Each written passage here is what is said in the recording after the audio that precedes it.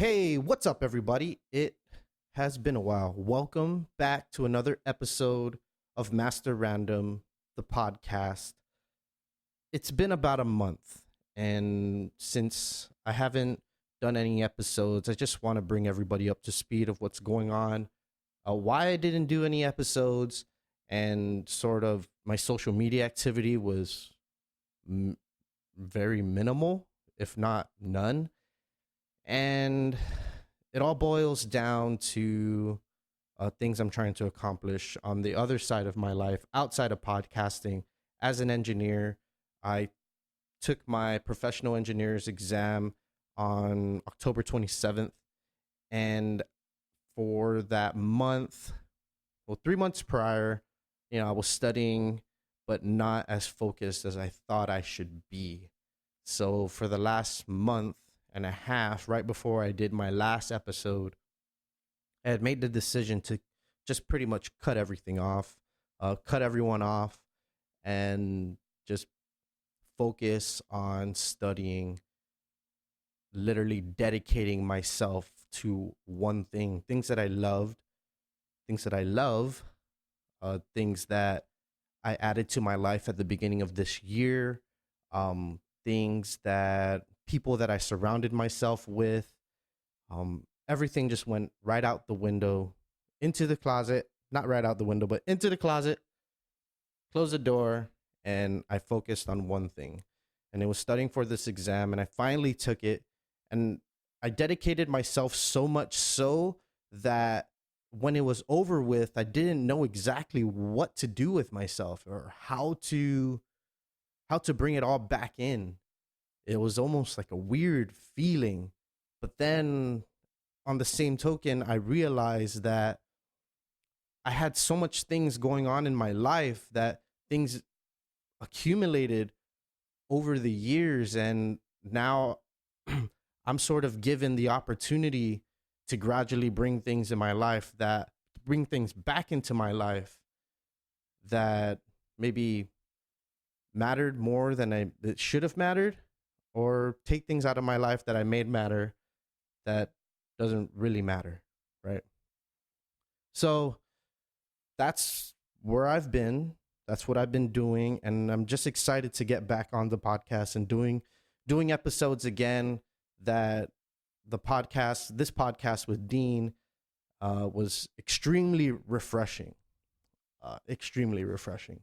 It was nice to sit down, and I've never met Dean before. But before we get to that, let's do sponsors.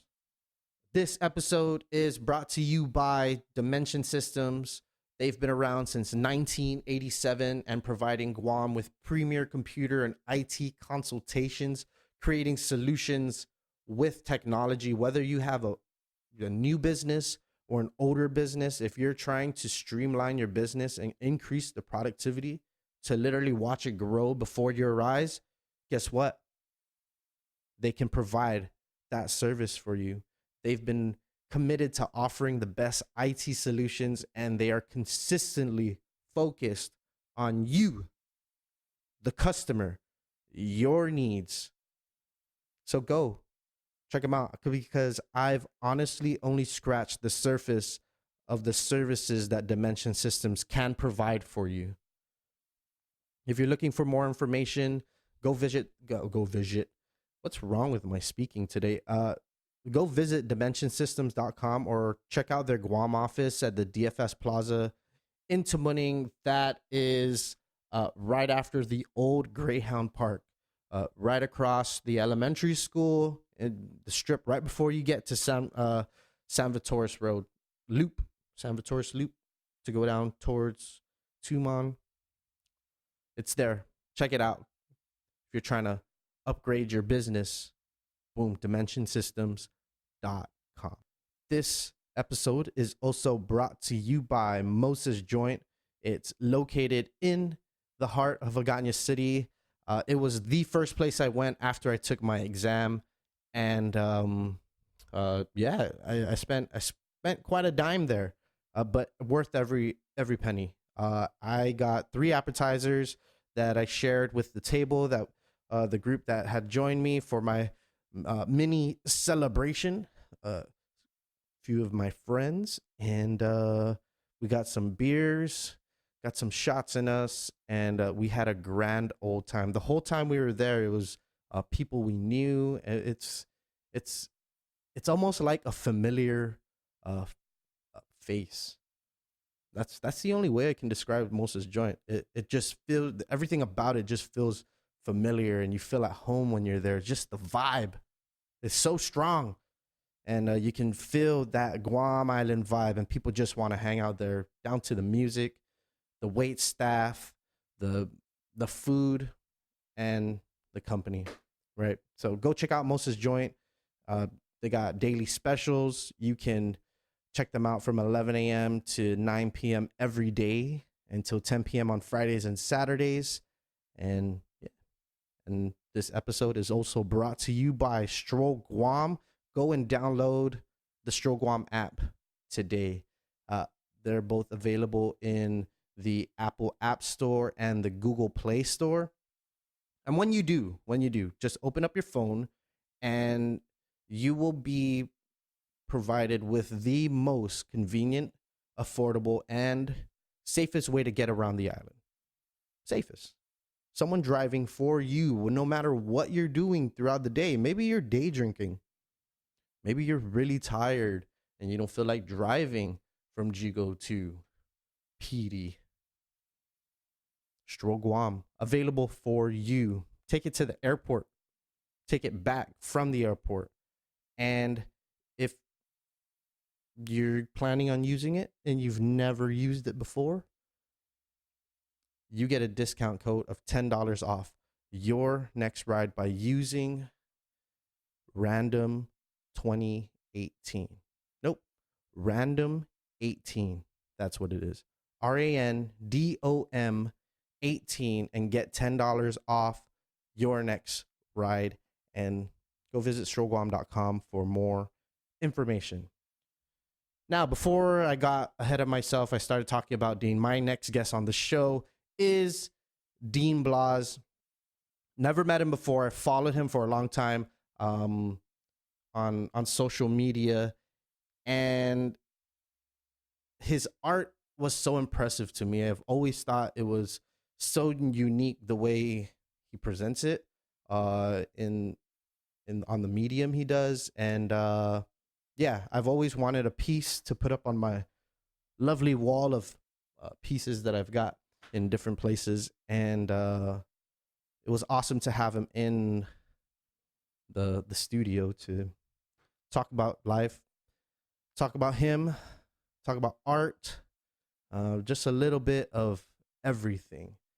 But before I start rolling into the episode, it's been a while since I'd done a podcast. So 2 storms passed by. In September, there was a storm that passed by.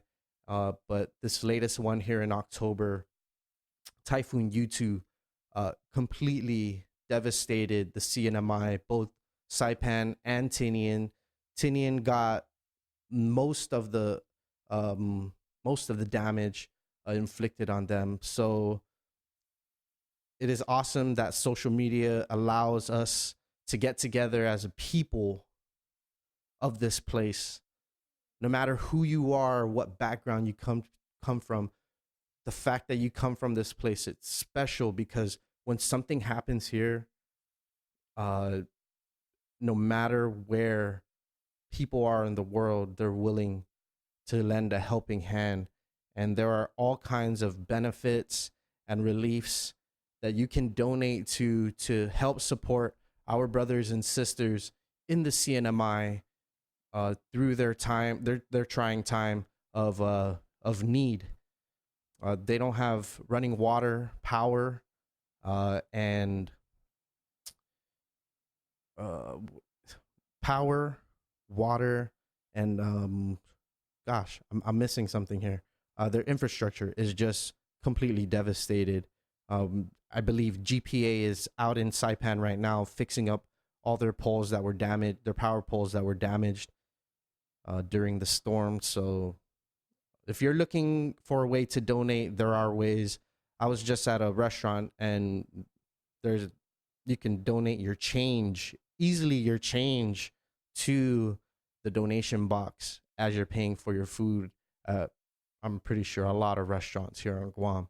So let's all do our part to help our brothers and sisters, and let's keep the Marianas Islands connected no matter what, right? So I hope you enjoy this conversation with now my friend Dean Blas. He's a Twitch streamer, he's an artist, he's a jiu-jitsu practitioner. We basically talk about everything, and I hope you enjoy the conversation. Check it out.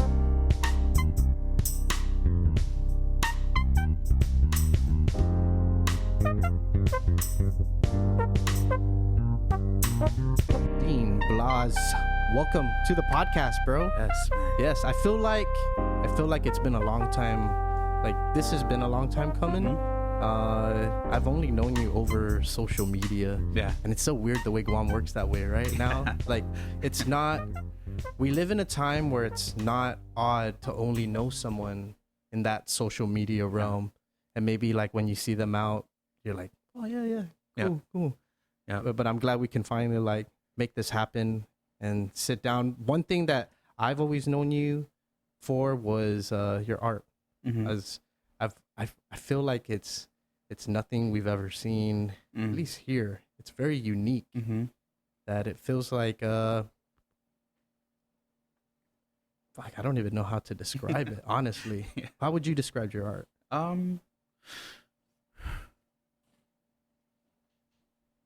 I would say that I wouldn't really know how to describe it. I would just say it's kind of making use of what I have around me. You know what I mean? Like, I wouldn't say I actually go out there and seek certain things and make a list of supplies or material or images. Just You pull know, I that kind of just closer to you. Yeah, just pull it Hello. Yeah, no. There you Yeah, go. I kind of just just anything that catches my eye. Like if it's the collage work, I'll just kind of have an idea of what I want There, to do. collage. Yeah, That's what I and was looking then for. I'll pull like different bits and pieces, you know. And But there's a theme to it. There's an obvious theme to it, Yeah, right? To yeah. what you sort of maybe the message you put out, or Mhm. or the elements that you utilize to express that message. yeah. I usually draw those, man, from just like maybe something that I experienced through the day, you know, like a song lyric, you know, a song that's been on repeat all day, memories and stuff, you know. So just using, of course, the art as a way to express myself, you know, and maybe get like, I wouldn't necessarily say a message out, but I'm always looking to connect people with like a certain idea or like spark something. Right. So maybe that's why I try and throw like so many different things in there. So maybe they can see one thing and then they connect with it and then they take it from there. So Where does that sort of all start for you, at least? Getting in touch with your inner self, right? Because for me, man, I think I was about 17 or 18 when I started writing poetry, and then it turned into writing music and sort of expressing myself in that way and being vulnerable, right? In order to be sort of like an artist, you have to be able to be vulnerable with yourself. That's really true. I would say I probably did start that path with artwork more towards high school for me, you know. Just try talking like into it. Okay. Yeah, you can. There we go. Go ahead and. Okay. Yeah, it's flexible. There we for go. sure. I don't want to like grab No, it. grab it, dude. Adjust it to however you need. Okay. Well, I think it was probably high school because, you know, there's, maybe to say there's like a lot of things that I went through as a kid, you know, and my middle school years that, you know, I didn't necessarily have a way to, you know, express or let people know. Is that me? Sorry. Yeah, no worries. How rude. That's me. No, it's all That's me. Oh, shit. Sorry. No My phone's connected to my computer, so. Dang, that's technology. My bad. man. Technology, right? You God, know, we're that's always crazy. connected. Like, what? Yo, I had one of those Samsung TVs and then a Okay. Samsung phone, and I was just so stoked that I can connect my phone to my TV and like And use watch it as the a remote? shit on there. Yeah, Oh, use watch the remote from- and like watch things, you know, and I'm like tripping out, like, what the heck? You know, You I'm don't like have to pause late. it. You like throw it to your phone and go use the bathroom. Like, Yeah. I'm just gonna go take a shit Yep. and never stop watching. Yep. Like, you know, But I think that's a purpose, right? yeah, it's crazy. You know, I'm late to the game. So like all these things that you can do now with technology, I'm like finally starting to experience it. And it's like blowing me away, Dude, you it's know? crazy, bro. But then when I go and tell like my girlfriend, she's like, yeah, you didn't know that? And I'm like, oh no. Imagine You know? Instagram was only 2012, Yeah. 6 years Yeah. ago when that came out. I went over to the Google headquarters. We'll go back to what you're talking Yeah, about. no worries. I went over to the Google headquarters, Mhm. and the way the system is there, man. I mean, you literally, they keep you on that. They have everything there to keep you there Yeah. and never stop working. Wow. The food is free. Ooh. Free, dude, free. You literally, Yeah. my friend's like, "You want a smoothie?" I was like, "Sure." Like, stand in line. And then it's like a long line. You walk up, get your smoothie off the table, Mhm. walk away, and he's like, Ooh. "I'm telling my smoothie. Yeah, let's go over here." And I was like, "Bro, we can't enjoy this." That fast. I love you, man. right? I know, it's yeah, dude. I gave him shit for that. I was like, "Bro, you guys are constantly moving." Oh, I bet, man. And he said that people actually live on the outskirts of the campus in RVs because it's getting so expensive to live in Silicon Valley Mm-hmm. or in the Bay Area, and so people would buy RVs and then just live out there. And so you're literally like a skateboard's ride away or a bike ride away from work, Yeah. you know, or the end of the parking lot. Wow. Yeah, That would be pretty neat though. yeah. You know what I mean? Just live right outside, rollerblade into work. You know what I mean? Just rollerblade right to your seat and just sit Electric down. scooter my way in. Yeah. That'd be super cool. Yeah. So, Before my phone rudely no, disturbed that's us. good. Okay. School, art. Oh yeah. Right. So I would say like high school is, you know, it's just like one of those times. Well, for me personally, that I needed to maybe, you know, get rid of some thoughts. You know what I mean, or like things that were like, you know, I was holding out like on the inside and Like anger, or it was like a little like- bit of everything. like Being a everything. teen, right? Yeah, man. Yeah, you know, yeah, for sure. like everything. You know, because you know you're going through a lot. You're like learning about new things. Yeah. You know, your girlfriend's dumping you. your body's you know what I mean? changing. Yeah, for us, you know, you're getting hair in the fat. You know what I'm saying? It's like freaking you out and shit. Like, but you know, and art was like at first when I started, I was just doing shit like drawing Wolverine like 24/7 and like comic book characters. But I was like, how am I? You know, I still have like all this like stuff on the inside, and not necessarily bad stuff. Right, too, right, you know what I right. mean?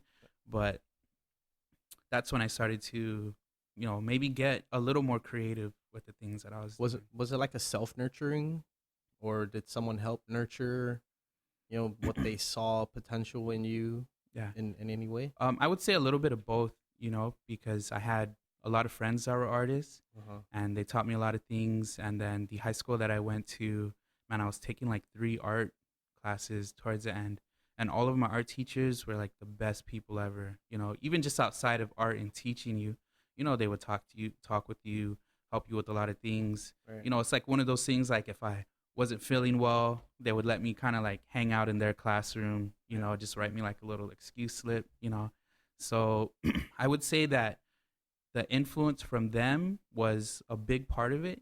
But then, you know, when I left art, I had to kind of keep it going, you know what I mean? So whatever I learned through them or whatever influence I had from there, I didn't just let it like die down. Right. You know, those things I made sure I practice it on the outside too. So, you know, I think it's like half, like you're going to have people that are going to support you, but at the same time too, you kind of have to, You have to learn when to nurture it yourself. yeah, you have to make an effort to also kind of like, you know, push yourself to do things too. Right. I think when an artist realizes that moment, you no longer become, your style starts coming into Mhm. play. Yeah. It's no longer according to how someone else sees your art. Yeah. It's how you want to see your art. Yeah. Yep. So, yeah, I would say high school is when I started to really focus, and then I actually quit doing a lot of artwork out of high school. Hmm. And I would say that I probably only really started to get back into it. Let me see. I graduated high school 2004. Okay. And then You're younger. I mean, yeah. you're younger. And then I probably only started to really get back into art like 2000, maybe 10. You know what I mean? That whole time I didn't do like anything at all. And then it was actually here on Guam, and the Opaque store opened. And then I guess they were making the canvases out of that shop, and somebody bought me like a canvas, you know, and then I was like so hyped, like, you know, I saw all the art that they were doing and I kind of to express that, like, maybe I'll start doing stuff again. And then, you know, I had supplies, and, you know, just at my work, I just started to paint and everything like that. So it was like a big painting of like Fat Buddha that I did. So it was a while before then, but yeah, by that time, when we're in our 20s, it's like you either do it or you don't do it. Yeah. Yeah, they're forcing yourself to like love it, but you know, that's where we learn to sort of be passionate. I mean, sure, passion comes way sooner too, but to like really own it, I think it's when we're more understanding of ourselves and the way our minds and our bodies and our emotions work. Yep. I've been writing music since I was 18. I've been a singer since I was a kid. You know, I love to sing. That's super cool. And not writing music, but writing songs and stuff like that. And then kind of ran with it, dude. And you know, it helped me figure out who I was inside. You know, instead of trying to depend on maybe like someone else or a group of people to kind of shape my personality or how I see the world. Right? Because we can easily be veiled maybe to certain perspectives based on the people we surround ourselves with, right? Yeah, that makes a lot of sense too. And I think that especially now, you have so many outside sources trying to tell you like what it is. You know what I mean? Like if you go on like Facebook, right, or like Twitter, social media, you know, there's always like these posts like 10 ways to like keep a happy relationship or like 10 ways or things you should do to keep your girlfriend happy or 5 steps that every artist has to do, you know, and 8 things for relationships on the rocks. Yeah. You know what I mean? And I think that reading those things are like helpful, you know, but at the same time too, I don't think that it's like the answer because, you know, I believe like everybody's different, you know, and I think everybody's going to find like their fit and their way of doing things. And I think when you have all these outside sources, like kind of like putting you in a certain path, I think it's like kind of harder to find your way like that. You know what I mean? Yeah. Like I can read a guide about like love and relationships, you know, on Facebook, but then like my girlfriend is totally different from that. You know what I mean? So if I try those things, she's going to be like, what? Yeah. I'm not feeling that. You know what I mean? Like my girl. Who are you? Yeah. I always tell people like my girlfriend's from Agate, bro. You know what I mean? She's crazy. I don't know if these Facebook tips are going to work, you know?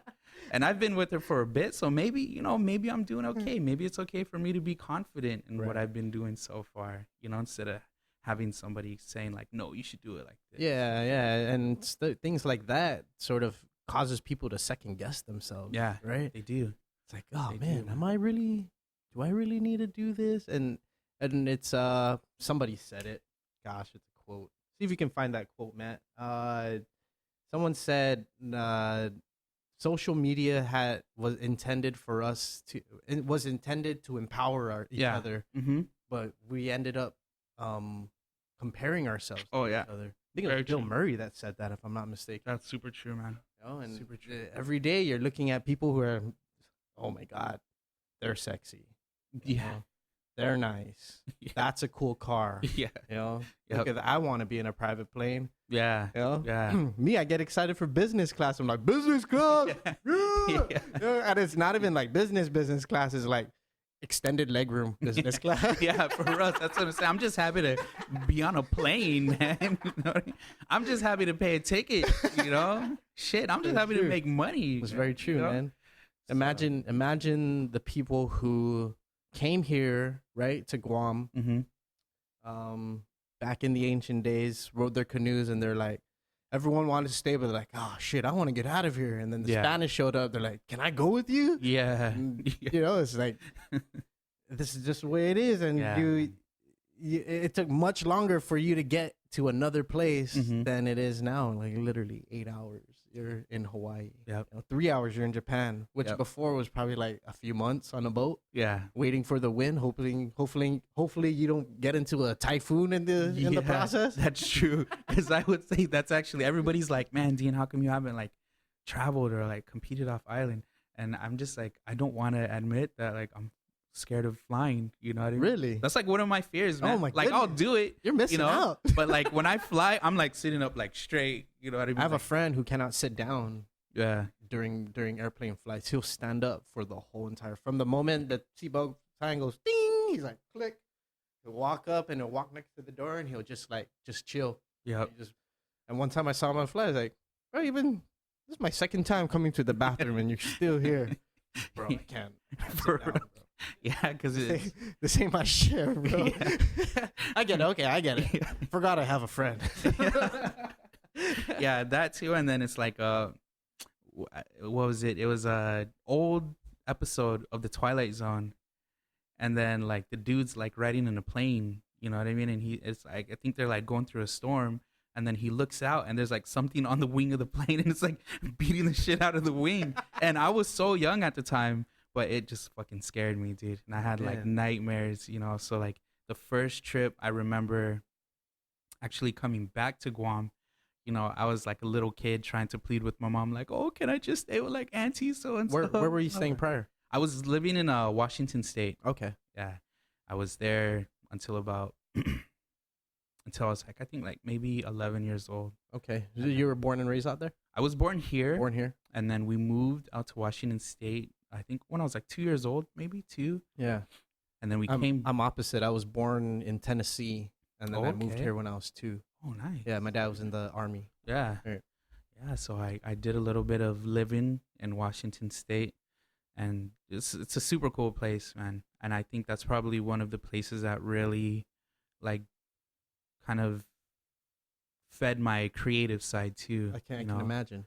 Because there's like, there's like a lot of nature out there. Right. There's a lot of culture. Yeah, the grunge scene came out. Oh, yeah. Too. Yeah, dude, the grunge scene, like if you go out to Seattle, it's like a crazy place. It's like at the time, I don't know what's still there, but there's like the Science Museum, and you can go in there and like play with like Legos and shit, and like there's like like big robotic dinosaurs, and I was so amazed by those things when I was little. Of all the states that I've been to in the West Coast,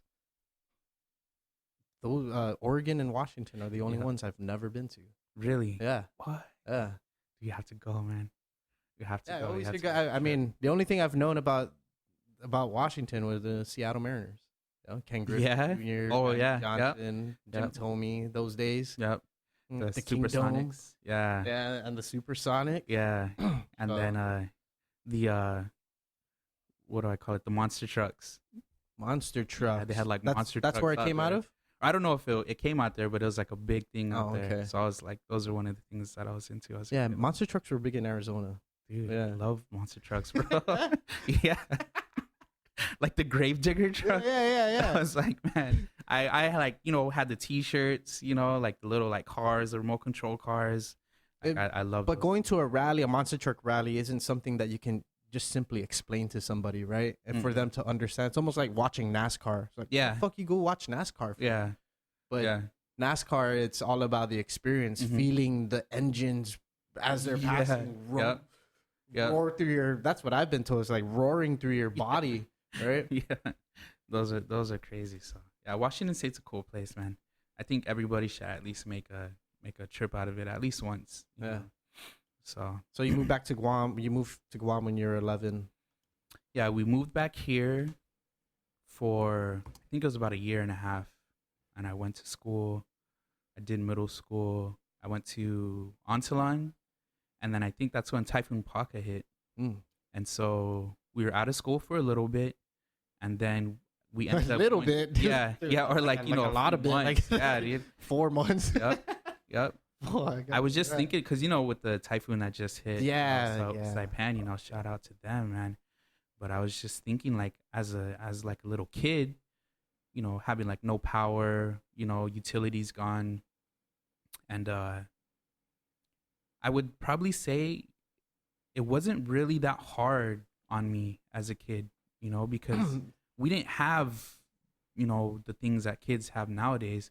And shit, when you got out of school, you went inside to just throw your bag on the floor, right? Because you were already like back outside playing with your homies and everything. Right. So you didn't even make it into the door yet. Yeah. It was like from the door you threw it into the kitchen. Yeah, for real. Maybe use the restroom real quick or whatever. But you just you're peeing on the way to the run. Man. I was like, we spent like no time inside. So for sure, I was trying to think of what my experience was. And all I remember was just being outside, the family cooking outside, you know what I mean? Everybody eating together and going to sleep. And it just repeating till one day the power came back on. It was like one night it came back on. And then it was like no biggie. I was like, oh, the power's on. Right. But then, tomorrow you're just doing the same shit, like playing outside, right, so it's like nothing. Nothing's changed. Yeah, man. Yeah, and I mean, if you think about it, we were kids too, right? Yep. No responsibilities. Now, when the typhoon hit last month, came through, I was like, we were at a birthday party, and I was like, we shouldn't be here. We should go get gas, get batteries. Yep. We need canned goods. Yeah, man. And I'm like stressing out. Yep. My girlfriend's like, what's wrong? I was like, we need to go. Yeah. I don't even know if there's gonna be anything at the store. You know? Dude. But I think it's like the sense of being a kid, because my experience was shared the same experience as you. Yeah. Right. Yep. I mean, I fucking grew up playing with spiders outside. Oh yeah. Those take the banana spiders and pull the web as long as you can until they have no more web, and then they shrivel up and die. I don't know what happens after that. To throw bugs onto the spider web. You know what I mean? Like, I don't want to offend anybody nowadays, if that hurts somebody's feelings. Insect lovers. We used to catch bugs and like throw them onto the webbing just to watch the spider come out and like you ever roll take it up. The grasshopper's legs, hoppers off the grasshopper? No, I've never You catch the baby grasshoppers and you just catch it, and then you hold it and you just pull the legs off, and then it's just walking around like just it's not even a grasshopper, it's a grass walker. We have to cut the word baby grasshopper out. They were adult grasshoppers, okay? They were baby. I was a baby too. Yeah. I'm not gonna touch the big grasshopper. Fuck that. Yeah. Plus, that was like 20 years ago. You can't get me for that. That's true, right? That's true. Oh man. No, but simpler times, right? Mm-hmm. Simpler times, simpler pleasures. Yeah. And today we're just so attached to technology. Mm-hmm. Like I was just telling you earlier, if any of this gets damaged, I'm just like crying already. Like, oh, yep. My power play, Yep. It's like it's a different world. Yeah, it is. It is. But that's just the that's just the evolution of things. Right. And there's nothing wrong with it to me. Oh, not at all. I think as people we can still, preserve like the core values just in life overall and enjoy like all this cool shit too. You know what I mean? Agreed. So, but people just have to put in some work, to spread those values and to help each other out with it. But you know what I mean? I like this kind of stuff, man. Like, Yeah, I think about it all the time. I think about how much things have changed and how much, like, for the first time, we're experiencing typhoons in real time and we're not even there. Yeah. Yeah, man. Fucking, how insane is that? Yep. Yep. The power is out, yet I'm getting updated on how the storm is 100 miles away. And it's completely mind-blowing to me. I think I tweeted something months ago. I was like, wow, this is the first big storm in for the last one. I was like, this is the first big storm in the age of social media. Yep. That's true, man. Where we get to share minute by minute what is going on. People recording, just this past one with you too, is like people recording their roofs falling off. Yeah. Sinking into their house. Yeah. And it's like, you can't handle that. You know Yeah. what I mean? it's like, yes, you want to know what's going on up there, but it's like hard to handle when you're watching because we know we're not even that far away. That's true. And it's not doing anything. I Yeah. mean, our power was on the whole time. It was, man. It was. Watching movies while our sister islands were getting devastated and destroyed. It's what, a 40-minute plane ride, right? Not even. Yeah, about that 50 minutes. Yeah, and they were getting, they got. Yeah, I visit Tinian for work, you know, often. Yeah. And so it's like when I saw it was going directly for them, I was like, oh man. Yeah. You know, and I was like, oh. Yeah. So yeah, I mean, we can send all the prayers we want, you know, to Tinian and Saipan. You know, it's they're people that's gonna really bring them through this. Yeah. You know, like how long until civil unrest starts kicking in? Yeah. You know, and That's true. It's a scary thought that we live in this day and age where we can run out of water, we cannot have power, the utilities can go, and everything can be devastated. Are we ready for that? Is Guam ready for that? That's something to think about. It is something to think about. That was literally like right there. Yeah. Right there. And we didn't even bat an eye. Everyone lived their day the next day and was like, okay, well, go back to work. Yeah. Continue. Complaining, right? Oh, we got to go back to work. Shit, work. Yeah, man. But we're not thinking about, shit, that was close. Maybe we should start making sure everything's good and I'm pretty sure the government's doing their thing, but individually, you know, in your household, like, are we ready? Are you ready? Yeah. Whew. Yeah. I'm about to start making a checklist now. Like, I'm gonna go make sure my place is good, you know. So, but yeah, like you said, it was pretty interesting because I stayed up all night because, you know, my mom and my older sister live in Saipan. Okay. So, you know, I was just staying in contact with my mom, and she was posting, you know, on Facebook, like, oh yeah, you know, the wind's strong, you know, there's a lot of flooding, you know, blew something down. And then, you know, everything sounds like really terrible. And then at the end, she's always like, oh, but I have my wine. You know, so I was like, what the heck, Mom? You know what I mean? It's a glass half full kind of. Yeah, you know. Kind of woman. So, and that's one thing that I noticed too, just looking at the different posts from the different age ranges, is that you kind of see the what is it? The kind of like the grit of the older generation. Okay. You know what I mean? The elderly, how like, you know, Typhoon got hit hard, you know, everything was really like battered down. But then like my mom, she's just really happy-go-lucky about everything. You know, she's like really focused. A lot of the older generations are kind of like, interesting you say that. You know what I mean? They're like, yeah, you know, shit's pretty bad, but you know, we'll be okay. Right. You know what I mean? So I think it's good for maybe the younger kids to look up to that, and you can probably draw like. What were you sort of seeing from the younger generation on their reaction to? I think just they're a lot more expressive.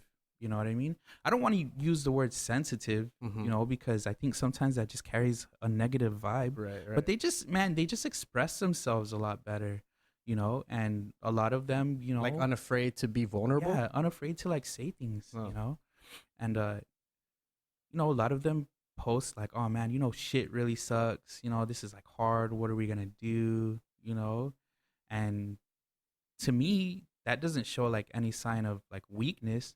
It just, you know, they haven't been through like a major storm, right? You know, this is like, for a lot of them, this is like the first time they've ever experienced anything like that, right? You know? Right. First time I experienced Typhoon Paka, like the aftermath wasn't so bad to me, but just the storm in general and the experience was terrifying. You know, dude, I hid under the bed. Yeah, I hid in the fucking closet, dude. Yeah. You know, like a small little square. I huddled up and I just had my PlayStation, you know, and I was like, oh shit. You know? Yeah. Fuck the passport. Give me the PlayStation. Yeah, for real.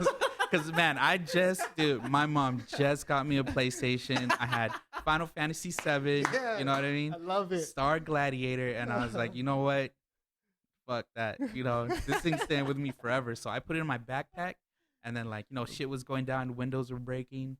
And then my Auntie Tina was like, oh, let's go to the room, you know? Yeah. And so I went into the room. I was like fucking freaking out. And then I just threw myself into the closet, you know, and I just kind of wrote it out later on. I have this cousin, his name is Derek. You know, shout out to my cousin Derek. He was like sleeping on the bed. I'm like, how the fuck is he just sleeping? You know, So I went and just like cuddled up next to him. You know what I mean? I felt so safe, man. And I just rode out the rest of the storm there. But the experience was terrifying, and that's why like the kids now, when they express those things, it's like, well, what do I expect? What can I expect them to say, man? They've never been through anything like that. You know what I Right. mean? Of course, it's gonna be like fucking crazy, and there's gonna seem like there's no hope sometimes, and no matter what people say, dude, it like I would think now it would suck going without power. Yeah. It would suck going without water. I like fucking electricity. So when people are like, "Oh man, fuck, when are they gonna turn the power on?" I'm like thinking the same thing. I'm not gonna be like, "Oh, you guys are like pussies or you're weak Yeah. or like snowflakes." You know what I mean? I'm like, dude, who the hell wants to go without power nowadays? Yeah. So like when they do those things, it's like no biggie to me because they're gonna experience this now, but then they're gonna become like those seasoned, more experienced people when the next one Right. happens. Right. You know what I mean? Yeah. I remember the last one, Peng Song Hwa. Mm-hmm. And I guess that's the beauty of social media, because now you're seeing when disaster does happen today, Yeah. the outreach of support, Oh, yeah. outpouring of support. Yep. I'd rather the outreach of support, outpouring of support. Outpouring? Is it Both, outpouring of dude. support? Pour Yeah. with the outreach. Pouring with the outreach of the support. Yeah, we'll connect it, man. Yeah, bro. I mean, it's like unprecedented. Yeah. Back then, I don't remember, as much support from outside during No. Peng Song Hwa. Oh, All we no. heard was FEMA, Mhm. right? Yep. And during Paka, I lived through Omar, Paka, Peng Song Hwa, and God, what was the one right before Peng Song Hwa? I'm not too sure, man. I was off. 2001. Were you here? Chata An. Chata and Yeah. That was like not too bad, Mm-hmm. but then Peng Song Hwa came in like, oh yeah, Yeah, for reals, right? And dude, the way Peng Song Hwa happened, I remember this clearly because my cousin, his mom and dad were supposed to get married that Mhm. very day, and we're like, no, it's not gonna hit. Just set up for the wedding, blah blah blah. And you know Yeah. the whole story behind that, right? No, I don't. So, the governor had declared December 8th not a holiday no more. Mm. So that year it wasn't a holiday, and Peng Song Hwa hit on December 8th. Wasn't it like a religious Yeah, holiday? that's And then they Santeria didn't- Kamalin. Oh, okay, yeah. That's so when they do everybody's the like, procession yeah, every year. Oh, shit, Yeah. Should we do that? Yeah. The very next year, it became a holiday. We got to make that the biggest. Maybe holiday, right bro. after the typhoon. It was Wow, like, man. okay, holiday next year. Yeah, for reals. They have to take it up another level. They have to give us the whole week off or something. Right. I mean, but dude, look at how quick people are like raising funds, Mhm. helping each other. That community, that sense of help Yeah. each other out and, Yep. and bring each other up during times of need is like insane right now. Yep. You know? I mean, earlier it's like before it's like none. Maybe you don't even hear about it. Yeah. But now we can like you said, express ourselves, express our reactions towards what's going on, Of course. and show that no matter where you are in the world, if you're in this area, they're being affected too, Yeah. right? Yep. That's true, man. So yeah, I like those things, man. I like social media. So Yeah, it is. I mean, but we didn't grow up in that sort of age, right? No. I kind of got some used to it. So I still have trouble doing this. yeah, You know, me like, too. hey, what's up, guys? I'm Yeah, but me it's- too. My introduction to I think I got my first smartphone maybe 2011, I think. Okay. 2011 or 12. And it was solely just to play like the smartphone games, you know? And then I didn't know about like Facebook or Instagram or, Twitter or anything like that. Yeah. So, but now I'm just like every day I'm just scrolling through all of it, and Right. it's cool to me, man. I like that stuff. So, Yeah, the amount of information, right? We're like flooding ourselves. Mm-hmm. It's all about how you filter it. Yeah. And I mean, maybe the algorithms that Instagram and Facebook apply to it sort Mhm. of help what filter of what we're looking at. Yeah. But I guess then it's up to you to sort of like change the algorithm and start searching up other Yeah. stuff, Yeah. because it can be robotic. Oh, It's like, definitely. fuck, I saw this yesterday. Yeah. Or, why am I still seeing shit similar to this? Yeah. Because you've built that algorithm for Yeah. they built that algorithm for you to like keep showing you shit Yeah. that you enjoy, Yeah. so that you never stop looking at it. Yeah. Yeah. It's true. 'Cause I was thinking like maybe like the last 2 years, I've just been like noticing just a trend of like unrest and like anger, Mhm. you know, a lot of negativity on social media. And I'm like, fuck, why is my feed just overflowing with like angry people? You know what I mean? Like, why are you guys so angry? But I noticed it's because I was like clicking into everything, you know, to like learn more, to read more. And once I stopped doing that, once I kind of started to put more energy and focus into like the cool shit, you know, like the art, the music, you know, the positive posts, you know, positive people. Right. The That's quotes, kind of inspirational what, quote. yeah, that's kind of what started. That's kind of what started to pop up even more. So, you know, that's one thing I always tell people like, if there's something that you don't like that you see, like just don't involve yourself with it. You know what I mean? If it's like some dude like rambling and he's like angry about something and you don't like it, man, if you sit there and if you subscribe to it, Yeah. you're gonna keep on. That's what they're Or gonna if send you. keep commenting on their Yeah, posts. yeah. You know, like you're that's what you're gonna flip through all the time. So, you know, I had to stop paying attention to the angry people. You know what I mean? Start blocking people. Yeah. I'm just gonna unfollow you. Never mind. Yeah, because I was really doing, man. I was on that tip. You know how people say like, oh, you're just a keyboard warrior, like social justice keyboard warrior, Uh-huh. like it's a put down. Like, man, when people call me a keyboard warrior, I'm like, yeah, you know what I mean. I'm like, that's right. You know, level 100. Do you express yourself often on the internet? At least in typewritten form, commenting, stuff like that. man, I do. Yeah. You know what I mean? I do because I do whatever the fuck I want, kind of, you know? So if there's something that I want to say, or if there's something I want to like let out, or if there's something I want to comment on, you know, I mean, first I kind of just have to remember myself that opinions aren't facts. Right. You know what I mean? It's shit's not even real. It's just Right. my opinion, you know? So It's like a butthole. yeah, exactly. Right, You know what I mean? So I'm gonna like, you know, I'm just gonna put it out there and we're gonna have a conversation. You know, if I disagree with what you say, I don't hate you. Yeah. You know what I mean? I'm not gonna try and fight you when I see you and stuff like that. But I think that you have to do stuff like that. You know, as people, we have to communicate. You know what I mean? Like I always say, like back in the day, like you know the tribesmen, you know, they all sat around the fire and they like went over things.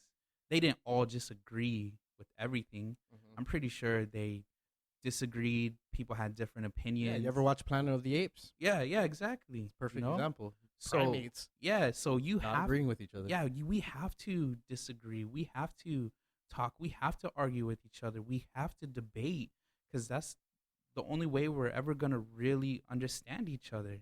You know what I mean? Like, you don't ever have the best relationship, you know, and you never argue with your partner. You know what I'm saying? It's always the relationships where you don't take that time to argue and hear each other out, do a little bit of yelling, Yeah. you know what I mean? Maybe a little bit of name calling, Yeah. you know what I'm saying? But then when that silence comes afterwards, that's when people start to understand, like, oh shit, that's what she was talking about. You know what I mean? So that's that point to where you have to set your ego aside, you know, buy the roses and say, oh, I'm sorry. You know, and then your girlfriend or whatever says, oh, I'm sorry too. You were right. Yeah. And that's just how people move No, forward. you were right. No, you were right. Yeah. No, you. Yeah. No, you. Yeah. Yeah. And then you fuck. Yeah. Yeah. And then everything's good until the next time something comes up. But that's what I think, like, man, you know, nobody thinks the same. Yeah. And nobody's wrong for it. You know, if somebody doesn't like something and I do, you know, I like it and they don't, I can't force them to like it. You know what I mean? I could just try and plead my case or try and help them or give them a little bit of info. But if they choose not to like it, then what can I do, man? I'm not gonna hate the person. Yeah. You know what I'm saying? Oh man, the internet always makes me like, Yeah. it's like, do they know who I am? Do Mm-hmm. they really know who I am? Oh, do I want to say this? And then you start getting emotions when you start like going at it. I've had some back and forth on social media before, and it's like, why is this getting me heated? Like, why do I even care about this right now? You know? Yeah, that's true. Yeah, for real. The only reason why this shit matters is because I'm making it matter. Bro.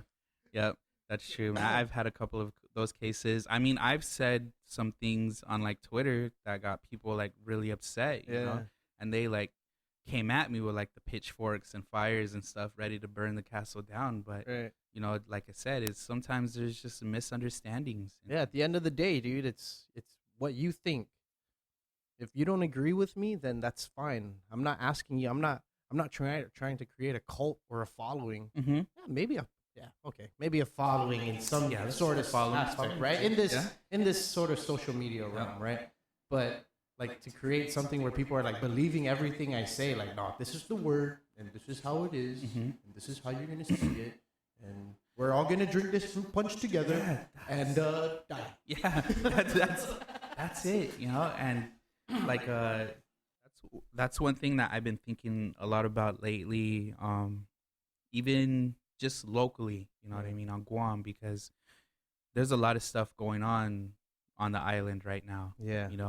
And there's kind of a lot of places that I would say like need some help. There's a lot of negative things going on, and there's these people like doing this thing, like maybe standing up for like local rights. You know what I mean? Maybe they're like I don't want to say like anti-military, but not so big on like military coming in, and they're trying to like preserve the land. Right. And there's people doing this, there's people doing that, and those are like all really cool things to do. Like everybody pitching in and trying to do good things for the island. I think that should be like the goal of each individual, but at the same time too, I think everybody has their own position to play, so like for me, I don't appreciate it if somebody from like this organization is coming down on me for not doing this or like being a certain way, because I don't have any knowledge of that. You know what I mean? But maybe my role that I'm playing is like working with like the community, right? Or maybe like the kids or something, or like, outreach and stuff, So like, this is like where I want to like focus my attention, like in my certain surroundings. And, like these people are over here, like teachers are over here, police are over here. But I don't think that one group should like come down and tell each other like, oh, this is what you should be doing. Like, I'm right, right, you're wrong. Yeah. My movement is like what we all need to focus on, and you're like not part of, the community if you're not on board with us. Yeah, for sure. Because I feel that attitude sometimes coming from people like that. Well, it's that the word that you don't want to say, sensitivity. Yeah. I mean, it to the cause, right? Hey, hold on. We good? We're good now? Yeah. Yeah, it's just it's sensitivity to the cause. And like you said, it comes to compromise. That's the only way we're going to move forward. To be able to talk with each other, whether we have differing views. I've challenged myself to bring people on the show that may have a different view or outlook that I have, but dude, we don't sit here and bicker with each other. No. We literally sit here and maybe they bring something up, I bring something up, and maybe at the end of the conversation or the topic, it's like a compromise. All right, agree to disagree, move on. Yeah. Yeah, that's very true. The world is too big, and the island is, it's small, but it's still big. Yeah. Enough for us to have our own. Yep. For us to fight every day of our lives. Like, just because you're doing it with your life doesn't mean that's what I want to do with my life. Yeah, exactly, man. And everybody has their different beliefs, and not everybody on a football team plays quarterback. You know what I'm saying? Right. You have like so many different positions. You have coaches. You have like fucking whatever, but that's what I think. I think that we all should just find like what we're passionate about and what we love doing and how we are going to contribute to the island. And I think that we have to focus on that and put all our energy into this. You know what I mean? But it's really hard for somebody to do that if there's another person doing something else and they're like telling that person, like, no, you should be doing this, or like, this is more important. You know what I mean? I think that like every positive movement on Guam is like small gears in the machine, Agreed. And in order Agreed. for Guam to move forward, we all have to be moving in our respective places, Yeah, everyone's So, doing their part for sure. yeah. For sure. And it's a whole completely different world than it was in the 90s Mm. and the early 2000s of Mhm. how people in their 20s and their 30s are moving throughout this world. Yeah. Yep. Right? We can have more of an impact today than we've ever been, Yeah. ever at this age in Guam. Yeah. So I've come to believe that Guam is no longer that place where you can't find opportunity. No. You Yeah. literally have to create opportunity and know where it's at. Yeah. That's all it is. Yep. But a lot of people are doing it. Why the diaspora is still happening? Fuck, I don't know. Yeah. But there's still a good amount of people who believe that there's nothing here, And I've my own family members too that they'd rather not move back and Mhm. deal with the struggles here, Yeah. right? Yeah. The quote unquote struggles. Yeah. The shrugs. But yeah, no, I don't I think that there's a lot of opportunity here. I think Guam is like a great place that you can kind of, make way. You have a lot of time here, to really focus on what you want to do.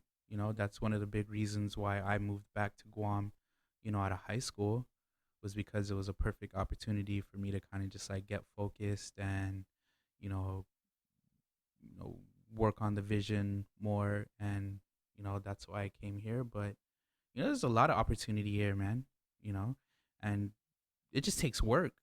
You know what I It mean? does. It's simple as that. Yeah, no matter where you're at, Takes some no fucking work. matter what position you're in, it just takes work, man. Like there's no there's no like skipping to the end of the board. You're not gonna just take one step and cross the finish line. Guam is a perfect place to achieve anything, but shit, you just have to really work, and not everybody's really ready to put in work, and that's something that I'm working on too myself. Nowadays they like feed people a lot of stuff, and I like those things, man. I like the self-help books. I like the positive quotes. I really believe in like positive mental attitude, but Sure. the thing that people try and skate past, I believe, is like the work. You know what I mean? Like getting dirty, doing the work, putting in the hours, the sacrifice, you know what I'm saying? The failure. making Yeah, we'd rather mistakes. hang out with the boys. Yeah. You know? Yeah, dude, and Guam's perfect for that. You got Well, family, you're always having dinners, barbecues. By the time you're done with dinner, you're tired because you're Yeah. so full. Like, fuck, Yeah. what you gonna do today? Yeah, it's I'm true. just gonna go into a sleep coma. Fuck it. Yeah. Yeah. Yeah, and it happens, man. I do that. I do that shit too. I love, spending time. I'm a real social person. Mm-hmm. I like doing things with friends, spending time with family, eating dinner, barbecues, but it gets to the point to where you do have to sacrifice those things sometimes, what I Yeah, mean? man. Fuck, dude, I agree. I'm right now in this like time of my life. In the beginning of the year, I had and then okay, I got myself into a bunch of things, Mhm. and by mid year, I realized I spread myself too thin. Yeah. I was trying to put my time into every little thing that I didn't make time for myself, and it was fucking with my mental. Yeah. You know, I mean, it was driving me insane. I was like, dude, why am I so tired? Why do I not care about shit? Yeah. Why the fuck am? And I realized I was like, whoa, I'm in way too many things, and I've added things to my life that without completing the things that I had already added previously. Yeah. So it's almost like a daddy do list Yeah. for yourself. Right? Good And list. and you in the end, when you look at it and you look how long your list is and you realize how much you haven't accomplished and how much you had planned to accomplish by the time you got there, dude, it's disheartening. Yeah. It was discouraging. Yeah. Yeah. Shit. Yeah. I've been doing this whole time. Yeah. No, it's true. What have I been putting my time into? Yeah. Yeah. That's where I was like mid-year. And so, I took my exam, didn't do podcast for about a month and a half. I went out to the States in August, came back, typhoon happened or storm happened. And then I decided, I was like, all right, I have to cut everybody off. Everybody and everything besides the people who are always around me, which is my dog, my girlfriend, and my cousin. Yeah. Yeah. And just put myself in this sort of element of, if I really want this, I have to really, really want it solely alone. I cannot do everything and expect to achieve all of them, all 4 or 5 things at the same level. Yeah. They're all going to be all staggered leveled. And so that's where I sort of found myself. And it was a learning experience, dude. Yeah. 2018 was really weird for me. Yeah. In that sense, it was like, yeah. thought I had it all. I was like, shit, turned 30. Like, fucking got some shit completed in my 20s, and I got it all figured out. But no, hell no. Yeah. You never figure it out. You don't.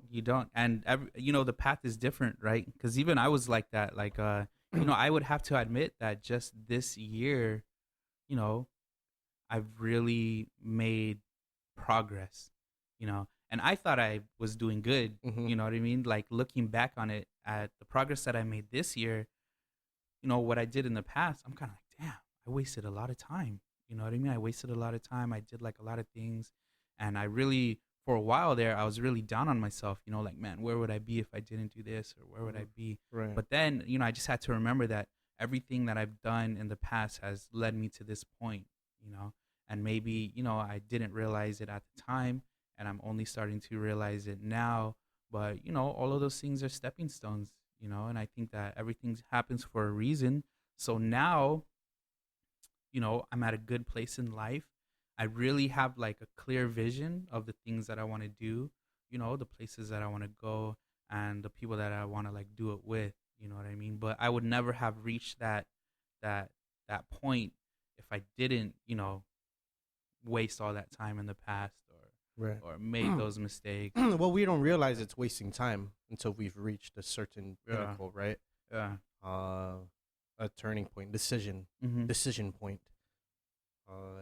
And I'm watching a show, and just previously that week, I was talking to someone about, like, isn't it crazy when something happens to us, the first thing we think about is the last decision that we made that made us go down that path? Yeah. It's fucking weird. Yeah. And we skip all the little details in the middle. Yeah. But we think of that one point. Like, if I just didn't do this. Yeah.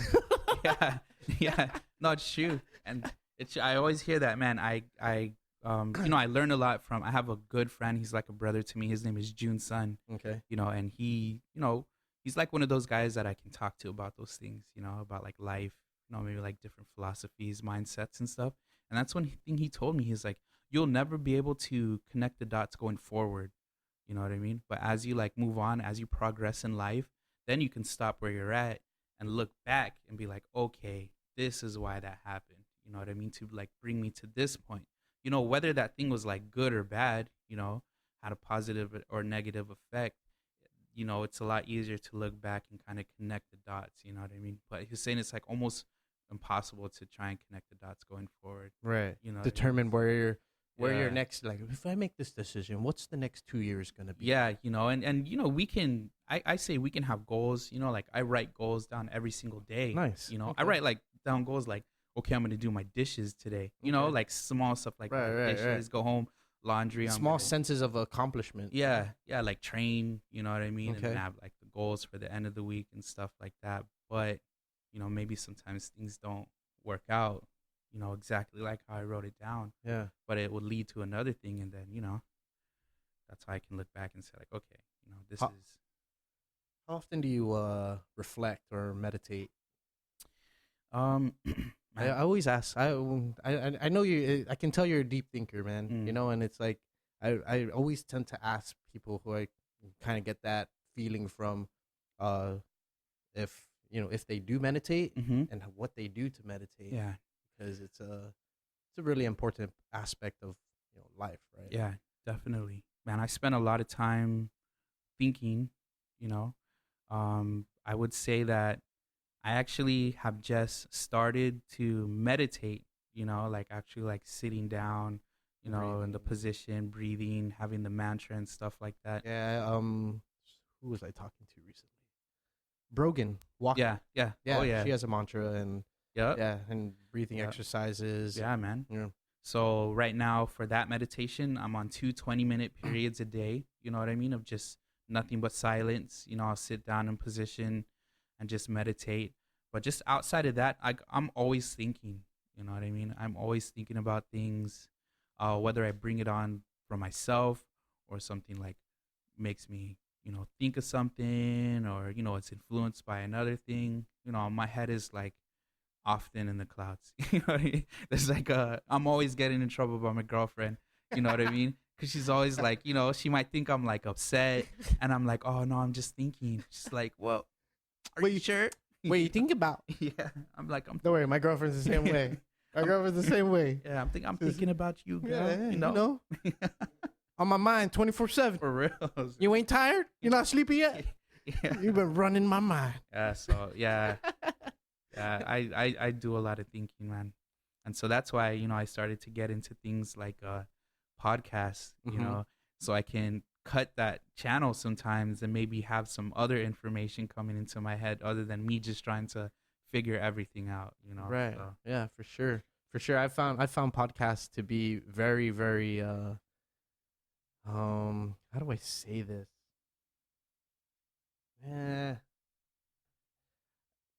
When I first started, the reason why I started doing podcasts is because of the way it made me feel when I listened to it. Yeah. You know what I mean? I felt like I was constantly learning. Yeah. And even like every time I do a podcast, I feel like I'm always learning. Oh yeah. And it's like endless. Yep. Endless. And my grandfather like bashed into my head, always educate yourself. They can take away everything in your life. They can take away, but they can never take away your education. Yeah. No matter how. And today you can get education in any different way or form. You can. It doesn't necessarily need to say degree on it. Well, Yep. I mean, the internet, you can be like, what am I educate myself today? Yeah. No, it's true. What was that war in 1700s? Yeah. Yeah. It's true, man. There's so much information out there. It's crazy. Yeah.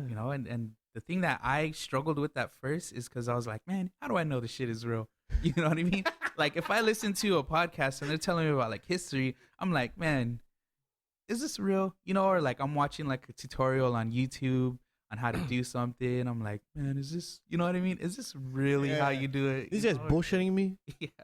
So I had those battles for like a long time. Cause even like my friend June was always like, yeah, watch this. But me, I'm like, I don't need to watch Skeptical. that. Yeah, and I was really like, I'm just like, nah, I was always pushing things away. But just last year, I really stopped, I downloaded like some podcasts, you know what I mean? That's how I found out about Master Random, because I put out a post like, man, what do you guys think I should tune into? Yeah. And of course the local scene, everybody was posting like, oh, check this out, Master Random and stuff. That's dope. Yeah, dude, super That's cool. dope. That's super badass. So I downloaded that, I downloaded some other ones, and then it just became like an everyday thing. So I listen to podcasts like almost every single day, man. And different kind, crazy ones, Do I listen to a fucking zombie like story podcast, Yeah, and then after that is like a history one, and then like some hip hop ones, so Yeah, I found myself into the serial crime podcast lately. Like, why am I interested into crime? Like people murdering each other. Yeah, like, for real, and they can't figure out who's like. It's like, oh man. Yeah. It's like watching Unsolved Mysteries as a kid, right? Yeah. And the guy might still be alive. He might be in Guam, and his name might be Dean Blas. Update. Yeah, he was on a podcast. Yeah, that's their next episode. Is like the Master Random murderer. But then it's like none of us is actually my girlfriend. You know what I mean? She's out of here. Like, oh shit, man. Fuck. So 7 people found dead inside the apartment. yeah, for real. Oh my goodness. Yeah, dude, podcasting, literally, I always tell people, it changed my life. It changed my life. It changed my perspective. It changed the way I look at people and view the world. Mhm. Just because the amount of stories that's been that people have been able to share on the podcast realizes, like, you can go and experience, however, go and try and experience everything in this world. You're not going to experience everything. Yeah. So the best way to do it is talk to each other. And Yeah. it's like we've lost that with social media and with always being online and connected. We've lost the simple raw thing of sitting in a circle and talking. Right? Yeah. That's true, man. That's true. We have, and I think that really creates like a disconnect. Yep. You know, like a lot of times, I know if you're on Facebook and you're chatting it out, you know, when that person comments and somebody's reading through it, they're reading it and they're already answering it back in their head. You know what I mean? They're not even trying to take the time to understand or comprehend what that person's saying. Right. They're already trying to like come back with their answer. Right. Like, you know, and not even just an argument, you know what I mean? But some people like always want to one up the person, like act like they know more. Yeah, and you don't even necessarily have to know them. You just have to know they're female. Yeah. And then or male, and then you start listening to the voice of how they would say the comment in your voice, in a girl's voice or a boy's voice. Yeah. And then it makes you angry. For reals, you know? So like that's what I say. Like nobody wants to listen anymore. You know, everybody just wants to speak, and the only time they're listening is because they just, you know, they can't wait to just jump in and answer back. Right. I mean, and that's why I've always believed that arguing over text message with your significant other is the absolute form of arguing ever. It's the worst. Ever. Man. It's the worst, dude. Ever. Yeah. Like, please, can we just talk to each other? Because yep. I'm starting to read it in your voice, and it's an angry voice. You're like becoming demonic. And yeah, for us. And you just type something and you're not even mad. You know what I mean? But they're going to perceive it as you being mad. Right. And then they're going to get mad. It's that one channel sort of syndrome, and then things start being capitalized. Like, why are you capitalizing shit? Yeah, for reals. You know. Oh, you threw out the F word already. Oh, okay. Yep. Then you get like, okay, fine. You know what I mean? You get you get the 2 blue checks, but then they don't respond. You know what I mean? So then you get mad. Like, what the fuck? You read it? Yeah. Didn't you see I read it? Yeah, I saw you read it 5 minutes after I sent it, after it got delivered. Yeah, so yeah. What were you doing in those 5 minutes? Sorry, bro, I can go on and on. Yeah, no, it's just funny. It's just so funny because everybody goes through it. Everybody thinks that their situation relationship wise is unless it's like crazy. You're like on the windshield of a car going down Route 1, you know. But other than that, we all act the same way. Mm-hmm. You know, and it just comes down to communication. Yeah. And that's usually what it is. It's either lack of communication or miscommunication. Yep. So, you know, we just got to keep working on it as people. Yeah. But that's funny, though, like communicating through text, because I always see these, like, comments that are saying, like, if the girl don't respond back within, like, 5 minutes, she's not a keeper, or, like, vice versa, you know? And I was like, man, I don't even know if a healthy relationship would be with somebody who has the time to respond back within 5 seconds, you know? Because I'm like, dude, my girlfriend has a full-time job, bro. Yeah. You know what I mean? And like, if she doesn't like respond, I'm not gonna be mad, you know? Or and if I didn't respond, I could have been taking a shit or something. yeah, you know, like I forgot my phone. Yeah, I work. Nobody forgets their phone. Yeah, for reals. I'm on the last level of Candy Crush, man. I need to. I'm on a timer. I can't. Of course, I'm gonna swipe up. Yeah, you know. So relationships are definitely out of the picture for that. And then also, I noticed that people do it in like the workplace now. There's like work WhatsApps, like WhatsApp groups. Yeah, you know? yeah. And I'm kind of like, other than just posting information, like, you know, why would you like chat in there? You know, because then stuff kind of gets like misconstrued and perceived the wrong way. Right. Then you might have a coworker who's like pissed off for some odd reason. Or you can be drunk and accidentally send it to your work WhatsApp for group. Reals, you know? So I'm like, And it's the dude's like, did you see this? And then it's the dude with the long dong. Yeah. It's like, oh, I don't want to see that. I fucking hate that. I hate that guy, dude. Oh, but it's just so funny, you know? We all hate that guy. That one and the damn moaning video. Oh, the moaning dude. videos, dude. Oh, Yo, they always get me too. That bro. one really, I always lower my volume down now. You know what I mean? And when somebody posts something with like the download, you know, and you can play it as a video, I just wait to see the comments. Like, oh, fuck. You know what I mean? Or you asshole. Like, oh, you almost got me, man. Because I've been hit with that in like some weird situations, you know what I mean? And like I'm just happy my daughter has like a sense of humor and she's goofy, because the one time I did get hit with that, she was like sitting right next to me, you know what I mean? And she looked at me like, what? What? You know? And I'm like, man, you know this, you know? And she's like, oh my God, that's stupid. You know, you're stupid. And I was like, yeah, okay. Yeah. No, the person who sent it is stupid. Yeah, that was your Nino. You know what I mean? He's stupid. Yeah, dude. The whole WhatsApp group thing. Mm-hmm. When I went through this whole rebalancing of everything in my life, I had to take myself out of WhatsApp groups. Yeah. I took myself out of like 12 WhatsApp groups. Dude. And I was like, what was I doing in 12 WhatsApp groups? For real. It's crazy, bro. And honestly, my life didn't get any worse without him. Yeah. You know, and when it's around us, we tend to think that we need it. Yeah. That we're not going to survive without it. Yeah. But it's not the case. And I think we're probably going to be the last generation to understand that, because we grew up with playing with rocks and sticks and outside, you know? Yep. Instead of now you have a 1-year-old that knows how to operate an iPad. Yeah. Right. Yeah. I mean, it looks cute. Oh my God, look, operate iPad. But dude, this is advanced. Yeah, that's pretty advanced, man. This is advanced shit. This is like robot shit, you know? Yeah. Robot. What am I saying? Robotic shit. You know? The programming. So that's and that's, I like to get rid of those things too. Like, that's why I said, like, we as people have to preserve like the old values, you know? Yeah. So say like everybody has a smartphone now, you know? But back in the day, man, you might have had 2 house phones, you know, one in the living room and one in your parents' room, right? Yeah. And then when everybody eats, you eat together. Mm-hmm. And then if the phone rings, like, fuck, you have an answering machine. Right. You know what I'm saying? Dinner time is like kind of like family time, you know? So I like those things, you know what I mean? Even if we all have like phones, you know, when we sit down to eat, you know, I like it when everybody just puts the phone away, you know? Even if you get a phone call or a text, like, you know, if it's like an emergency, I'm pretty sure they're going to keep blowing that shit up, right? You know, but if it's just like one ring, like, you know, who cares, man? Just be in the moment, you know, and enjoy what you have.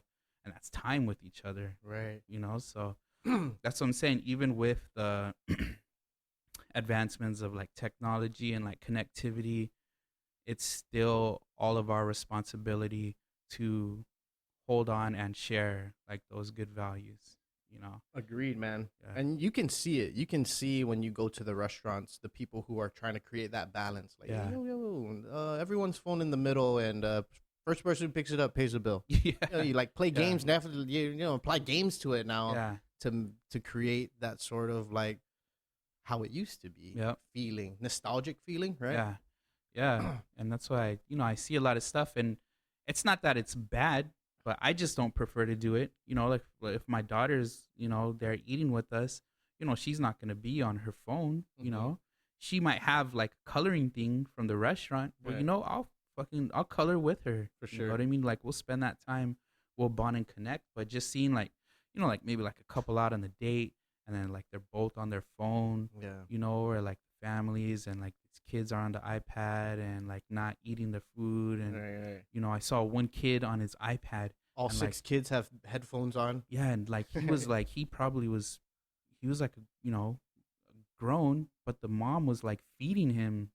Wow. You know, and while he was on his like, iPad, and the mom was like 2 hands on the iPad. Yeah. 2 eyes on the screen and just opening his mouth. And the mom was like, you know what I mean? Playing airplane and putting the food in there. And I'm like, maybe that's a little unhealthy. You know what I mean? To do stuff like that. So kind of scary, but really sad.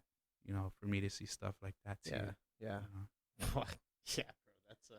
That's really That's crazy. mind blowing, bro. Yeah. I can't even think of at the top of my head what maybe the craziest thing that I've seen, at least with people utilizing technology in times that you can be conversating, ask how your day is. Yeah.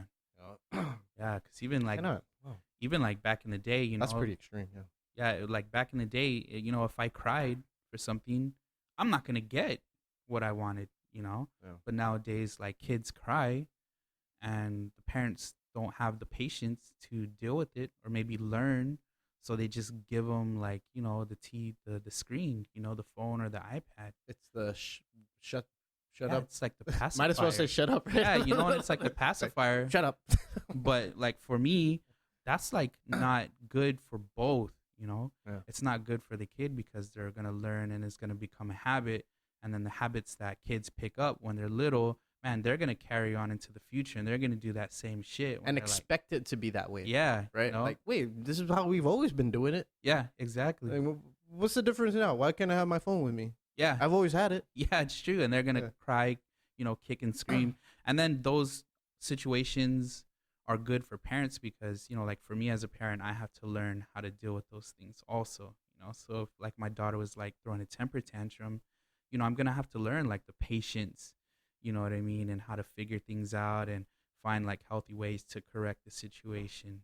You know what I mean? So it's like a learning opportunity that I think a lot of parents pass up on. Yeah. You know what I mean? Just by giving the pacifier. Yeah. I mean, I'm not a parent myself, but I have two much younger sisters. Yeah. To where it was more like that role model Mm-hmm. kind of thing, and yeah, dude. I mean, I'm not saying everything that our parents did was the best way of raising us. Yeah. But it's like there's definitely things to hold on to. Yeah. In that respect, For sure, man. I mean, it's like, yeah, I'm not gonna do that. Yeah, yeah. I was scared of that. Oh yeah, for sure. And that's what I'm like. Nah, I was just telling a coworker. I was like, there's things that I experienced when I was little that I told myself when I become a parent, I'm gonna do the exact opposite. So like something simple like staying up late on the weekends. Like man, I had to go to bed at like 9 p.m. on the weekends. On the weekends, and it was like the poor guy, worst dude. thing. I'm like, man, this sucks.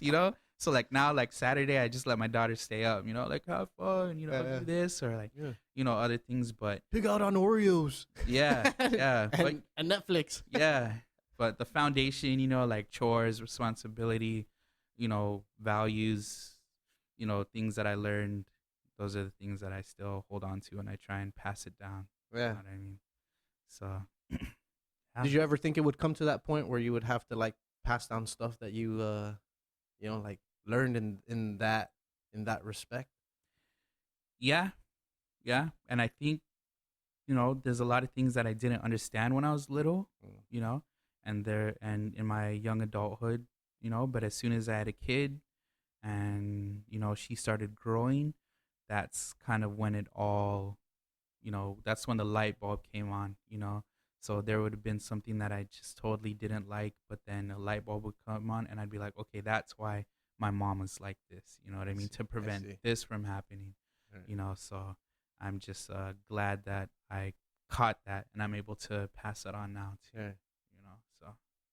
I noticed that you're, even from the story in the beginning, you held on to your PlayStation. It seems like our generation sort of was the video game. Yeah, for sure. Since we were young, we were watching new systems come out. From the Sega Genesis, the Super Nintendo, to the I believe the Nintendo was before me and the Atari, but I experienced the release of the Super Nintendo, Sega Genesis, Dreamcast, Xbox, PlayStation, Same, man. PS2, and there were just like long lines. Mom, we gotta get it, Mom. Yeah, please, for Christmas, please, please. No, you don't need it, Mom. I need it. Yep. I experienced all those, man. The first day coming out. Yeah, dude, and video games have been a part of my life forever, dude. For as long as I can remember, I was playing Madden since I was playing NBA Live '96. yeah. When they all looked the same, they were just different skin tones. Yeah. And then 2K was just 2K. Yep. Like I remember NBA 2K. It was the year 1999. Yep. Yeah, yeah. I've been playing games for a long time, man. I love them. They're like it's not many people understand. I think a lot of people play video games, but there's just like a big connection that other people have with them. Like for me, I started playing video games when I was little. Mm-hmm. And I played like all sorts of video games. I started on the Nintendo. I started playing this one game. It was just like it was like a medieval game. I just forgot what it was called, but it just had a bunch of different mini games. Like Okay. one you had to like joust, and then another game you had to like shoot like apples and shit. No way. But I would play with it for hours, Uh-huh. So that's when I was like, man, I really love doing this. Do you remember a game? It was like Smash TV or Yeah, Smash. where you go into The like top different room. view, Yeah, top and view. then you're like shooting. And yeah, and shooter, there's- yeah, yeah. yeah. That game was super cool. Fuck, So what the fuck is that game called? was it called? No, was it called Smash? I don't know. I'm not too sure. Can you see if there's what the game? It's like Super Smash TV or Yeah, Smash something like TV? Smash It's TV. Nintendo for Yeah. sure. Yeah, that game was super good. I remember that game. And then you could get different weapons, and then they shot different. Like one would be like. But that was a Super Nintendo though, right? I think that that might have been Nintendo. That was Nintendo. I think that might have. It might have been Nintendo too. Not Super Smash Bros. Maybe like TV, Yeah, something Smash TV. TV or like arcade or something like that. I'm like waiting on the edge of my seat. Yeah. Smash TV. Oh, I think No, you don't that's have to it turn right on. there. Just tell us. Yeah, Oh, Super Nintendo. it's Super Nintendo, right? Okay, Super Nintendo. TV. That was a dope game, dude. Okay, back to the medieval game. Sorry, Okay, yeah. So guys, just like got for all me- nostalgic. yeah, I really liked video games, and then and honestly, they helped me get through like a really bad time in my life. Okay. Because growing up, while my parents, is my mom and my sister's dad, they used to argue a lot, and like bad arguments. You know what I mean? Like a lot of yelling, like a lot of throwing things, and I was a little kid at the time, and I was like terrified. You know what I mean? I was like really scared, man. Those are like the first moments in my life that I can remember, like real fear, And my two older brothers, they were like already older, so they're like out the house. Are you the youngest? I'm the youngest brother. Okay. Yeah, I have a younger sister, so they're already like teenagers. They're out the house doing their thing. So a lot of times when it happened, it was just me at my house alone. Right. And I try and block it out by doing things like drawing and reading, but it's just those things are really quiet, and it was kind of easy to kind of break your concentration, if there's like people yelling in the next room. So, I would turn on the video game system, and then it would kind of just suck me in, to where it helped me block all of the noise out, because I'm focusing on the video game, the hand-eye coordination, you know what I mean? I have to really pay attention to what I'm doing. So, that was my connection with video games. Everybody has like their own thing that kind of helped them get through moments. Right. But video games were what carried me through like those moments in my life. You know what I mean? So like from the arguing to like the divorce, the separation, I played a there crap for load of video games. Oh, You know what yeah, I mean? yeah. And it sounds, might sound goofy. Well, you know? it was a form of the way you coped with everything Yeah. going on around you. Yeah. Because, I was, it's not like I stayed inside, but, I didn't really talk much, or like things like that. Like even to this day, I don't really say when something's bothering me or, Mhm. I just was never used to doing that. So, it was always like, I always had these getaways, and video games were like a big part of helping me through those moments. So, and I still play video games to this day. So, Me you know what I too. mean? And now they're like better, they're bigger, better. Yeah, graphics are nice. Yeah, dude. Oh my Dude, God. I always think about like, so when Dreamcast first came out, that's the first time I ever had anyone like say bad words on a video game. Yeah. And the graphics were amazing They on were the super- Dreamcast. They were super good. And the control was kind of weird, but it's like I and I look at it now, I'm like, damn, that was pretty shitty. Yeah, you look back and you're like, whoa. damn, that was not good. Yep. But at the time when it comes out, you're like, oh man, Yeah. how's it ever gonna get better than this? I remember Yeah. Resident Evil director's cut scared the absolute shit out of me, That bro. game was crazy. I asked my mom. We went to Kmart. We bought it, and then we went home.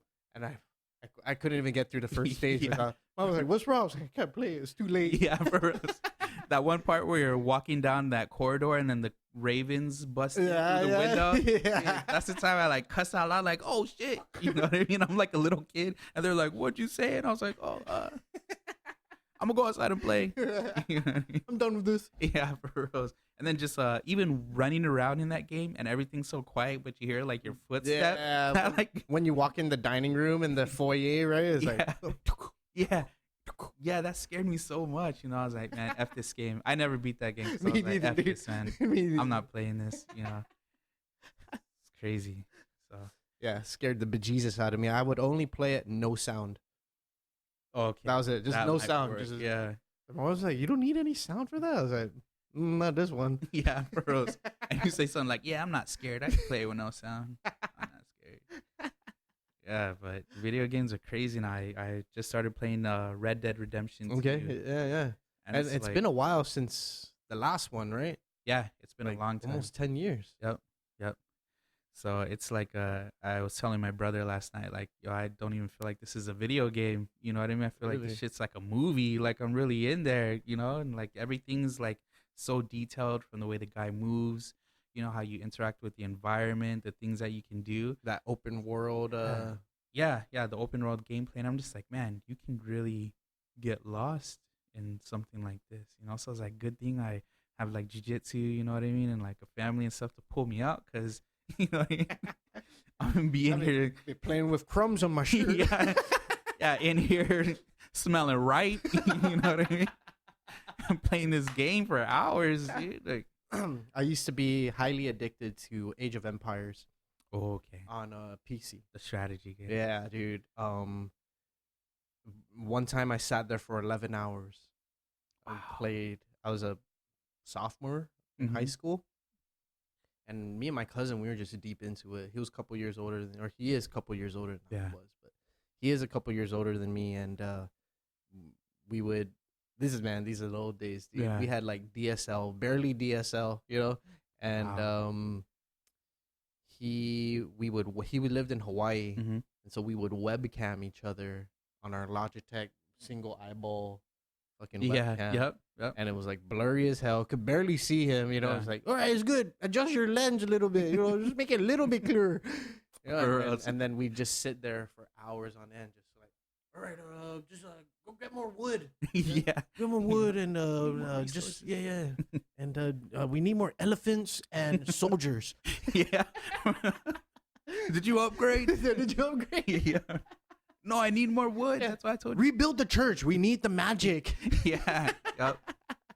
I know the language. Yeah, man, and that's why I mean it's just crazy how much video games has changed over the years, and how quickly it is. VR's catching. I think VR's catching on, but I don't think anybody's ready for that sort of thing yet. You know, to like completely take yourself out of the Yeah. world, right? Yeah. That sounds crazy to me. The only thing with me in VR is I'm lazy, man. You know what I mean? I don't want to do all that moving, bro. I just want to sit there and like mess around with the controller, you know, have everything else happen. I don't want to be like moving around and like, ooh, Guam's hot. Yeah, isn't it crazy how the PlayStation control hasn't changed too much, or even the Yeah. Xbox control, that we're like professional button pressers. Yeah. Basically, like I don't even have to look at the control anymore, and I already like know what I'm pressing and what utilize the pinky when I. Oh yeah, for real. Yeah. Yep. Like when people play Fortnite, you know, and they do like the building and Yeah. everything, I'm like, that's bananas. Yeah, dude, you know? that's another level, bro. yeah, that's crazy. And I already 'Cause told myself. you're trying to defend yourself and Yeah. build something Yeah. and point a direction up. Yep. Ah, Get position, build, shoot, and I'm like, I don't want to do all that. You know what I mean? That's way too much yeah. What for a video. what made you game. decide to get into streaming? Let me see. To get into streaming, Because it's been about a year or two. I think this is my 6th month right now. 6 months only? Yeah, Oh yeah, shit. 6 months Damn, of I thought it was way streaming. longer than that. Sorry. Yeah, no problem. Let me see. Well, of course, you know, I've always had the love to play video games. Mhm. And then, you know, I didn't know the word at the time, but the content creation, you know, I was always into that, like if you scroll back through all my social media, I was always sharing like pictures of my character, situations, talking about shit, you know what I mean? Just Okay. like screenshotting it on the computer. So I was kind of always into sharing information, sharing what I'm doing, trying to get people in, having fun. And I'm always late to things, so I never really knew about broadcasting or streaming at the time. Like I said, I only know about podcasts just last year. So one of my homies, his name is Pete Kwambao. Yeah, You know, yeah, yeah, yeah. I saw him stream The on Facebook. homie himself. Yeah, the super homie. Yeah, yeah. So I saw him stream on Facebook, and he was playing like Street Fighter and stuff. Right, and then right. I knew all of them through working at G3 Internet Cafe, and they used to host the Thursday Night Hype Street Wow, Fighter. so you literally surrounded yourself Yeah, with video dude. games. Yeah, Yeah. yeah. I was working there, and all the Street Fighter guys would come in, and then my friends are playing World of Warcraft, League of Legends, Diablo, everything, and I'm playing it too. And so I saw Pete stream, and it was just like really cool how like he was able to play and then interact with the viewers, and then he was able to create like the overlays, the imagery of his stream and stuff. And those are Right. also things that really interested me. So I didn't have a system, but one of my friends was getting rid of his, and so he let me get it. And then when you make on your PS4, it just has like a broadcast button, Right. And I was like, oh shit, I'll just try it out. I've seen them do it, and it's something that I think I would like doing. And I just hit the broadcast. I made like a Twitch profile, and I just took off, man. And just have a lot of fun with it. So Right. yeah, I'm on Yeah, like 6 months.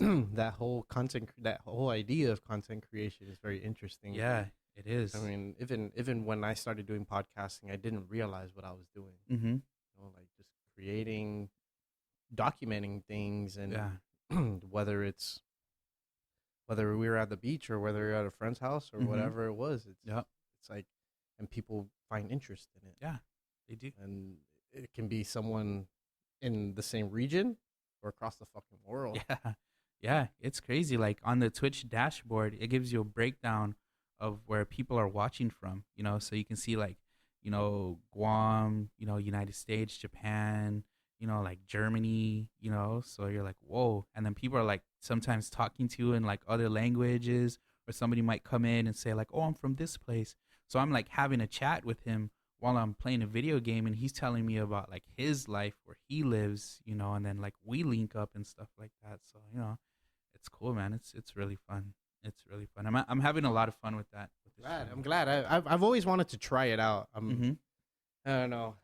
I don't know about this live stuff. Yeah, it's Going live is tricky, dude. I mean, Yeah. this recorded stuff is cool, but Mhm. going live gets really, really yeah, like tricky. yeah, And we did the podcast live, right? When we first started doing the video streams, we were doing it live, and it was cool.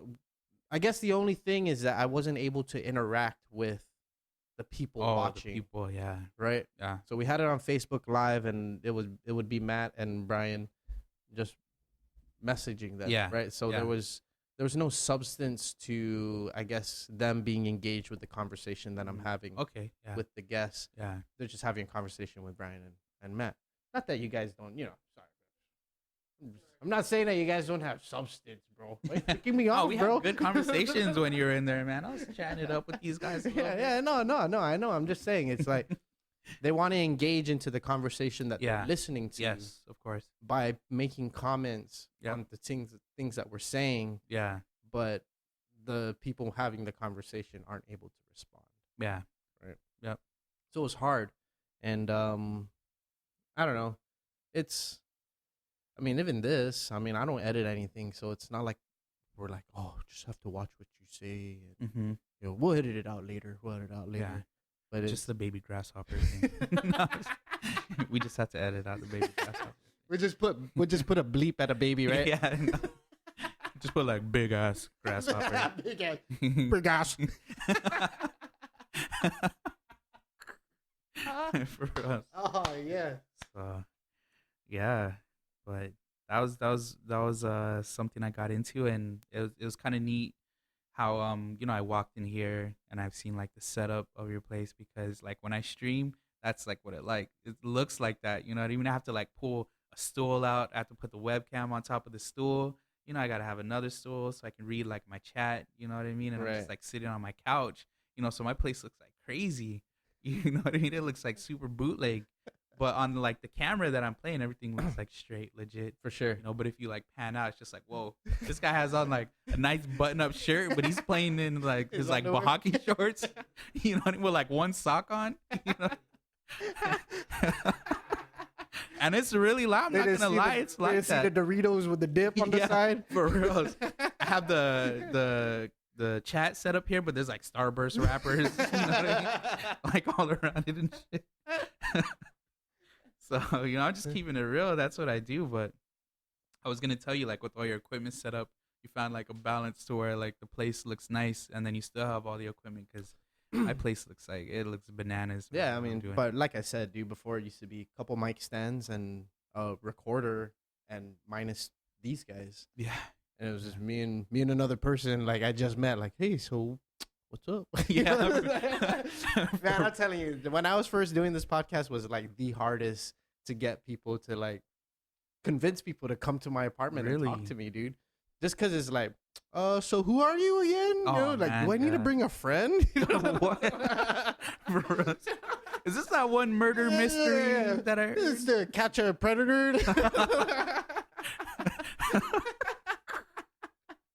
You're gonna lock me up in your dungeon in your apartment, right? And it was, it's a lot with the dudes is like easier, but with the girls they're like more apprehensive. Like, oh yeah. So where you want me? Where's your office at? Like, it's an apartment. Yeah, bro. Like, hey, do you want to be on a podcast? No, I won't date you. You want to be on a porno? I mean, podcast? Yeah. Fuck. I have a boyfriend. No, this is a podcast, okay? It's like, don't worry, my girlfriend's here. Yeah, for real. Even if she wasn't, it doesn't even matter. Yep. We're here to have a conversation. So, like, in the beginning times, it was tough, dude. Just to gain credibility for wanting to pursue something, and getting people to believe me, like, yeah, okay. And so I thought the more and more and more I did, then people can be like, oh, okay, we can take this guy seriously, right? And not even just a word of approval, or I'm looking for some weird catchphrase, but it's or token of approval, right? It's more like I wanted to do this. I found it really, really fun to talk to people and pick people's brains and create content. And I wanted to share with it, but I wanted to be able to be like, oh yeah, that creep that does the podcast. Yeah, for real. Because you can easily become that person, right? Sure. And I've always believed like you can spend all your life building your reputation, leaving it, making it ace, polish it, marble, but all it takes is one moment for it to all come crashing down in literal seconds. That's true. Especially in this day and age where when things are spread, you know what I mean? The WhatsApp, Pacific Daily WhatsApp, for real. You know what I mean? You might I'm gonna make sure I wash my cup when I'm done, because you might put out a post like, this motherfucker didn't even wash his cup. Yeah, this is his fingerprints. Check it out. What I mean? Put it on social media like, tons of respect. This guy didn't even wash his cup in my house. You know what I mean? There's gonna be like campaign ads against me. Do you know Dean Blas? Yeah. Do you know he doesn't wash his cup? Yeah. You know, I invited him over to my house and he just left his cup on the table. Yeah, for real. Did you know he wears lipstick? Look at the lipstick stains on this cup. Did you know he voted no for and he doesn't wash his cups? What a bastard. Yeah. What a fucker, man. Yeah. But it was, I keyed into what you told me on how you first started, you know what I mean, with like minimum equipment. Yeah. And now when I first walked into this place, I would have never known that, because you have some serious shit in Thank you, bro. Yeah. And the first thing that you told me were like, we have like these new mics. These are like super crazy mics. And I'm like blown away, But then when you mentioned that, this is how I started off, that's like, it's really encouraging, and it's something that I think everybody needs to hear and everybody needs to see, because very rarely in life are you going to start off where you want to be. You know what I mean? But you have to take what you have around you, you have to put it together, and you have to let that be a resource to bring you there. Yeah. You know what I mean? Because I talk to a lot of people about streaming. They're like, oh, yeah, I want to stream. And I'm like, yeah, shit, jump into it. Yeah. They're like, oh, man, I don't have this. I'm like, I don't have that either. Yeah. They're like, oh, but I don't have this. I'm like, I don't have that either. And then I tell them, okay, this is what I do. Get this, do this, do this, do this. And they're like, oh, no, but, I want to have like the best computer or the best, And I'm like, man, if you wait to look legit, bro. Yeah, if you wait for that time, you will never get started, man. Yeah. Because I don't know anybody who drives a Ferrari now that didn't drive that hoopty to begin with. Right, You know what I mean? right. Well, there's some people out there, you know what I mean? But for the progress. Right, So, right. I thought that was really cool, man, that you were able to share the fact that you started off with that minimum equipment. You know Yeah, what I mean? how Pete says it best, dude. Minimum value product, dude. Yep. And And it'll, it can get you much further than you've ever thought. yeah. And that's all I keep doing. It's like, ever since I got my sponsorships and stuff, it's like, oh shit, now we can purchase this. Now we can get these guys their own headphones. Now we can get microphones. Yeah. And the more you work hard at it, the newer horizons. It's always a horizon. Yeah. It's always the horizon will never end. Yep. If you just keep pushing towards that next ridge. Yeah. Yep. Yep. Like, all right, let's just get up there. Yeah, man. Yeah, that's good But progress. it's complacency. It's that island life. That's a killer, man. It is a killer, dude. It's a killer. It's a killer, and it's something like it's hard to get past too. Because I would say that I've had to learn a lot, with streaming. Man, I'm just like one of those, like, I'm like a caveman. You know what I mean? I know how to like press start and that's it. But even with the streaming that I've been doing, I've had to like research things. I've had to like research like the latest, equipment. You know what I mean? Learn about like a headset with like the microphone, what kind of audio and stuff like that. Right. So, it's all about like you said, like always learning, and then just being smart about your investments. Like saving up your dough, your blessings, and then using that to make your shit better. Yeah. So. Yeah, dude. It's all it is. It's all it is. I'm doing a speech over for Startup Weekend. Oh, okay. Next weekend. Yeah. And somehow I always get like so my friend, she was part of the crew that did Startup Weekend. So I made 2 radio commercials for them. Oh. And nice. she's like, you know how to make radio commercials? I was like, no. Yeah. I was like, but I'll try. Let's do it. And we fucking made 2 like really good radio commercials. Really? And one of them we got extremely drunk. Got all our friends together, got extremely drunk, and we made this commercial. And it sounds like we're not drunk. It's beautiful. But you told me I'm gonna expose him. Be like, did you know? Did you know that he was drunk there? Well, yeah, those are cool. Actually, my girlfriend, she used to help out with those things. Really? Startup Weekend? Yeah. Oh, yeah. So she like would drag me into it, And they're really cool. They the are. whole concept of it. Yep. Getting people together to like brainstorm. Yeah. And put out shitty ideas. Oh yeah. And put out good ideas. Yep. Choose which one's the best. Yep. Because not everyone's gonna be winners in this life. No. Not everyone's gonna have a badass idea. Yeah, that's true. And it's cool when you see someone their idea didn't get chosen. Like, not my idea. Yeah, for real. Sorry. Didn't choose that one. Actually, that was my Nino. We were drinking one night, and he was like, "Hey, boy, what if you just do this?" And I was like, "Okay," but yeah. But I like those. I like those, and I think it was really cool for me to see the process from just the creation and the thoughts and the process of bringing it to where they had to present it in front of like a panel. Yeah. I was like, "Whoa, this is some cool shit, man." Yeah, with the opportunity of getting it funded, right? Yep. Yeah. So there's a lot of good ideas, man. Shout out to those guys. Yeah. I love those things. So they've given me the opportunity. I feel honored, to be a part of it again. I just don't understand like how I keep getting a part of it. And it's just like, I guess my name and my email has just gone from coordinator to coordinator to coordinator. That's good though. And it's solid. I'm excited to share. I don't know. I don't think I'm inspiring or anything like that. but I work hard. Everything that I've done in my life, I've worked for it. And some people just give up when the going gets tough. And sometimes all they need is just a little extra kick. Yeah. You know, it's like, hey, dude, it's hard now, but guess what? You go to sleep, you wake up tomorrow, it's not going to be hard.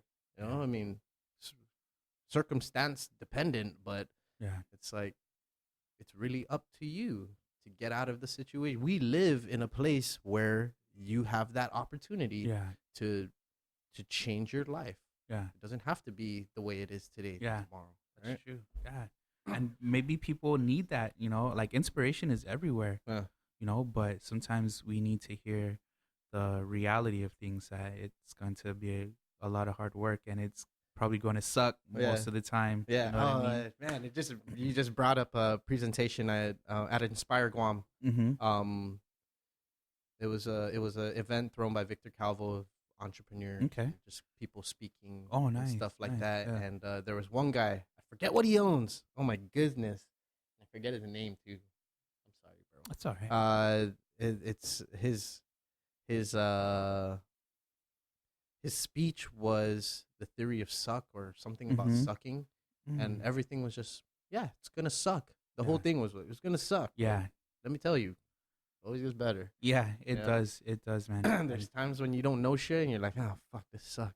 Yeah. It's supposed to suck. It's supposed to, man. It's supposed to be hard, and that's one thing that I learned, like, through jiu-jitsu. You know what I mean? Because on the outside, it looks like really cool, you know, really fun. You know, you get to put on a cool gi, you know, karate uniform, and look really cool. You know, look badass. But when you go and train, it sucks, dude. It's hard. You know what I mean? Because first of all, you're learning to move in ways that you never thought you could. You know, so you're working on your coordination. And then, you know, you're learning like technique, and you're making mistakes over and over and over again, you know what I mean? Trying to get it right. And then you go into like sparring, you know what I mean? And then like the more experienced guys are just coming over and they're like tapping you out, like, you know, every minute, you know? So it's like that whole process is just so painful. It's so grueling, you know, and a lot of people want to quit, but just being able to hang in there and stand up at the end, you know, and bow out, that's the kind of thing that's going to bring you to the next day. You know what I mean? And that's what's going to move you like a lot further.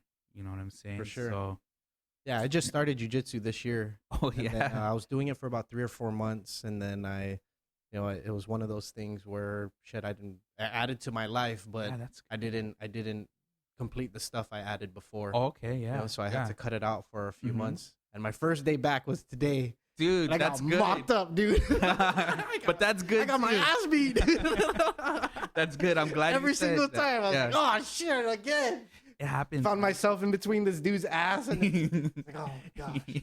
Yeah. Okay, tomorrow's another day. Yeah, bro, you gotta tap out. You know what I mean? Like, no, that's good. That's good, man. And you have to get in there, and you have to go through those things. You know, because just like you know, our professor says, you're not gonna die. You know what I mean? But you might feel like you're pretty close to it when you're in there. But just making those conscious efforts and choices to continue to keep working and continue to keep fighting. Yeah. You know, if you take that and if you apply it to your real life, you know, a lot of things are going to run a lot smoother. Right. You know what I mean? So, you know, it's not like a magical thing. You're not learning the 1-inch punch. You know, you're not learning like the Eagle Claw death grip. You know what I'm saying? You're not like reading the self-help book and feeling like the next day when you open your eyes you're going to be like a billionaire. You know what I'm saying? Right. It's the realistic approach and learning and struggling that's going to get you there. You know what I mean? So how long you been doing it for? I've been training jiu-jitsu since July 2007. Okay. Yeah, so that's like what, 11 years, maybe about 10, 11 years. So yeah, man, it was the best decision, one of the best decisions I've ever made, like with my life. And dude, that is a common story among a lot of jiu-jitsu practitioners that I've had the opportunity to talk to, you know, throughout the belt levels. Yeah. You know, and I mean, I'm yet to understand. I mean, I'm just a white belt, right? So, I mean, I'm very curious, you know, and I feel like jiu-jitsu is for the curious mind. Yeah. Because now you're thinking, fuck, I got caught in that. how do I get myself out of it? And then Yeah. you start looking at the other two guys rolling. It's like, okay, they're in the same position I was sort of in. Like, how is he getting out of it? Yeah. So it's like you're constantly learning everywhere you look. Forever learning. Yeah. And Yep. whether it's inside or outside, it's an internal and external thing. Yeah. It's so weird. Yeah. Yeah. That's the martial arts, you know? You learn those things, you know, and like it's good because I say it completes the balance, right? Okay. So I think that everybody has like a balance, like whether you wanted to put it in like a religious, you know, way or just like a spiritual kind of way. But everything happens to me in like mind, body, and spirit. You know what I mean? I think that every person should do things to progress in each of those areas, you know? Mm-hmm. So I think that doing something like the martial arts, you know, just off the bat, it's already going to be good for your health, you know, and you're going to like, you know, get more healthy. You know what I mean? You're going to like stretch, you're going to sweat, you're going to breathe, you know, for your like mindset, you know, it's going to teach you like persistence, you know, it's going to expand your mind. You're going to like learn a lot, you know what I mean? You're going to like recognize things through the training that are going to help you like on the outside. You know, and then it helps you in like a spiritual sense too, you know what I mean, because you're cultivating that spirit of like not giving up, you know what I mean, like no surrender, or even when to step away from the battle, When to you tap. know what I mean, yeah, when to tap, you know, work on your ego. Yeah, work on your like, ego. yeah, you know, like I'll never tap. Yeah. Yeah, you have those guys, man. You have those guys that come in and they go buck wild, but then you have like your green belt 14-year-old girl that's doing the adult class because she's badass, Mm-hmm. choking those guys out, you know what I mean? And the next day you don't see them, you know, and then you do see some, and that's how you know like that's the person that's ready to learn. You know what I mean? Because they're just not like, oh, I'm just gonna go do something else. Right. I'm never gonna get better like this, you know. Right. But some people just drop that to the side and come back, and Almost reminds me of a karate movie where the student is just starting to learn. Yeah. And this sensei is giving him a whole bunch of tasks that don't really matter to you know, like to the fight or to the art. Mm-hmm. Why are you making me do all this? Why are you picking eggs? Yeah. For real. Carrying water jugs. Yeah. Fuck this. Yeah. And it's cool to go through the battle, fail, but then find moments where you do succeed, even if it's a small part of the battle. Yeah. Right? Yeah. You lost in the end. Yeah. But there was something that you won that you previously lost. Yes. And it was cool. It's cool. I mean, in my sort of young time, small amount of time that I've been doing it, it's cool to sort of experience that.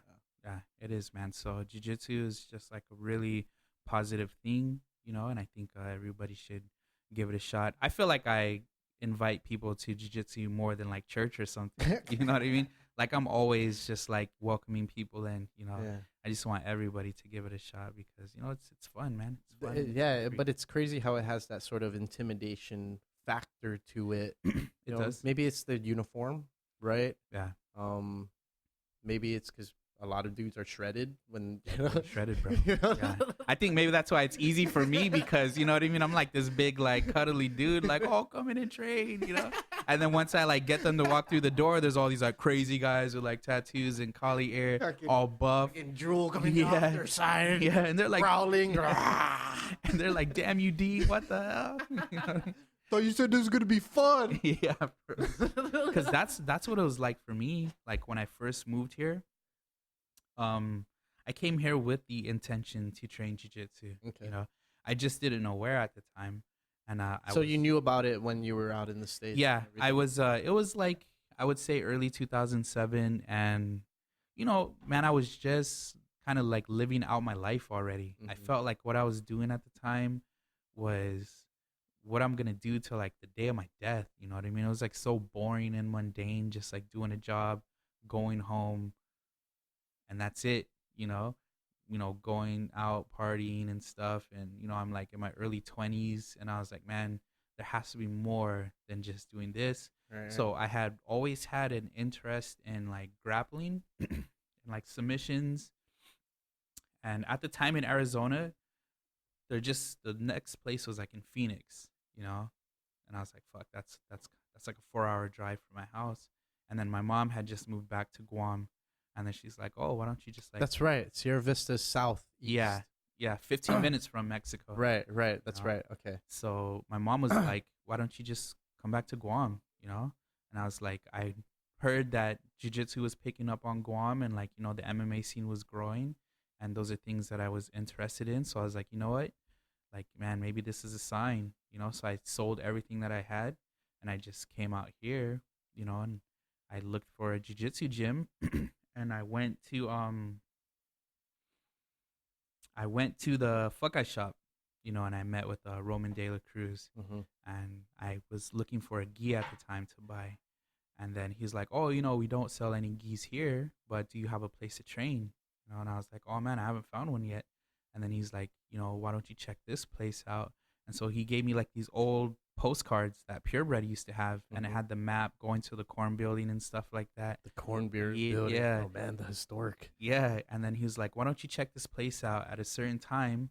And then I was like, all right, cool. But you know, I can't find a gi. So then he told me to go to this other place in Harmon, and it was in like a warehouse with like tools and like, you know, like all that shit. And then there was a small rack of shoyu roll stuff, and they had like the t-shirts, and then they had the first gi that they ever made. So like my first gi that I bought was like one of their first ones. You know what I mean? It was like a blue one with like the emblems on Okay. it. And then, you know, went home, practiced tying my belt, posed in the mirror. I was super excited. You know? I love it. Yeah, dude. Pose in the mirror. Dude, I was posing, bro. And then I went to the gym that afternoon with my mom. You know what I mean? I'm a 24-year-old dude walking up the stairs to go train jiu-jitsu with his mom. And then I walked in, and these were like the buffest, scariest looking dudes ever. You know what I mean? I was like, oh, I think I'm in the wrong place. You know what I mean? But I was like, no, F this. I'm going to go in. And, Did I say jujitsu? I meant karate. yeah, for real. But as soon as I stepped on the mat, man, everybody was so nice. Yeah. You know what I mean? They were like so nice, so welcoming. When it was time to start and I'm learning like the warm-ups, the line drills, man, everybody really helped me out, you know? Something about jujitsu guys being killers, but Yeah. it's like they're the nicest people Yeah. in the world, and then especially the higher belt you go. Oh, like, yeah. man, these guys. This guy Yep. killed me with my t-shirt. Yep. But he's like super nice. Yeah, they were so nice, and you know, they really helped me out, and I signed up that day, and you know, I just never looked back, and you know, I was just really thankful that I ran into those kind of people, Yeah. you know, because I'm big on like the people that I surround myself with, you know. And I'm non-confrontational, you know. I'm not like a tough guy, you know. Yeah. I don't like that kind of stuff, you know. Like I said, I play video games and I'm an artist. You know what I mean? I'm on like, you know, on the other side of the spectrum, Yeah. you know, but I really love jiu-jitsu. And I met these really nice guys, and you know, they really helped me out. So I've been doing that ever since, man. So And so you've been involved with it throughout the evolution of pretty much MMA on Guam too. yeah. Yeah. Yeah. I've seen a lot, you know. I used to love going to the PXCs, Yeah. you know, and then like seeing people train for it, and then just like training here, like with the Marianas Open starting, you know, seeing like that from the first tournament, you know, up till now, you know. So I've been able to observe and be part of a lot of things. So, you know, it's really exciting, man. It's really exciting. How long have we been going for here, Yeah. Matt?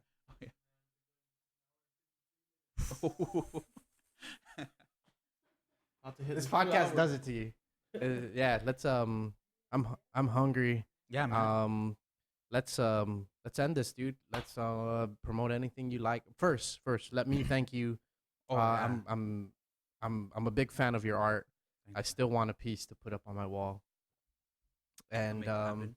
yeah, I mean, I like the latest thing that you did. You posted something, and I was like, wow, I haven't seen him post. Yeah. You know, like post up a piece that he put together in a Yeah. while, and Yeah. impressive. It's just, I just like the style. It's very unique to what people usually do. You know, Thanks, man. Yeah. Yeah. So keep doing that, and just thank you. I feel like it's been a long time coming, just because I've been following you for a while. Mm-hmm.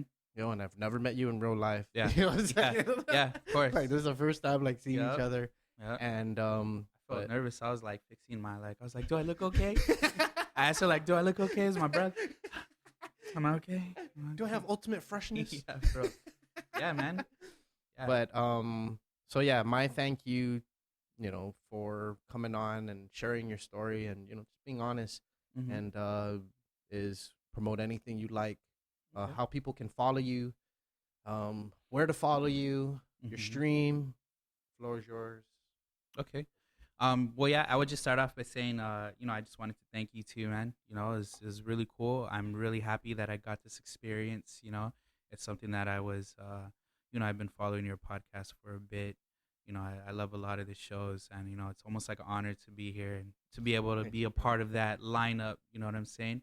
So that's really cool. Just as far as promotion, um, man, you can follow me like, I have the Twitch stream. You can check me out at Dojo Dean.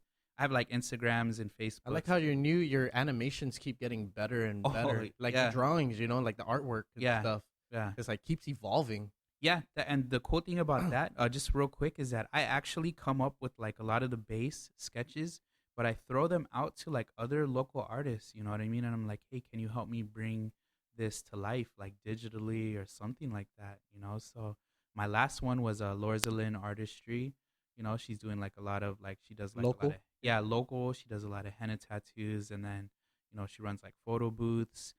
She does like the digital characters and stuff like that. So I'm always looking to get work out. You know what I mean? Because sometimes I don't want to do it. I'm an artist, but I don't want to do my shit. Yeah, You know what I mean? yeah, Because I'm never gonna get anything done. yeah, So yeah. I like to Too throw too stuff critical out. on yourself. Yeah. Yeah. So big shout out to her. It's Dean Blas on all social medias. um, but if I was to just promote anything, I would just promote things other than myself, you know.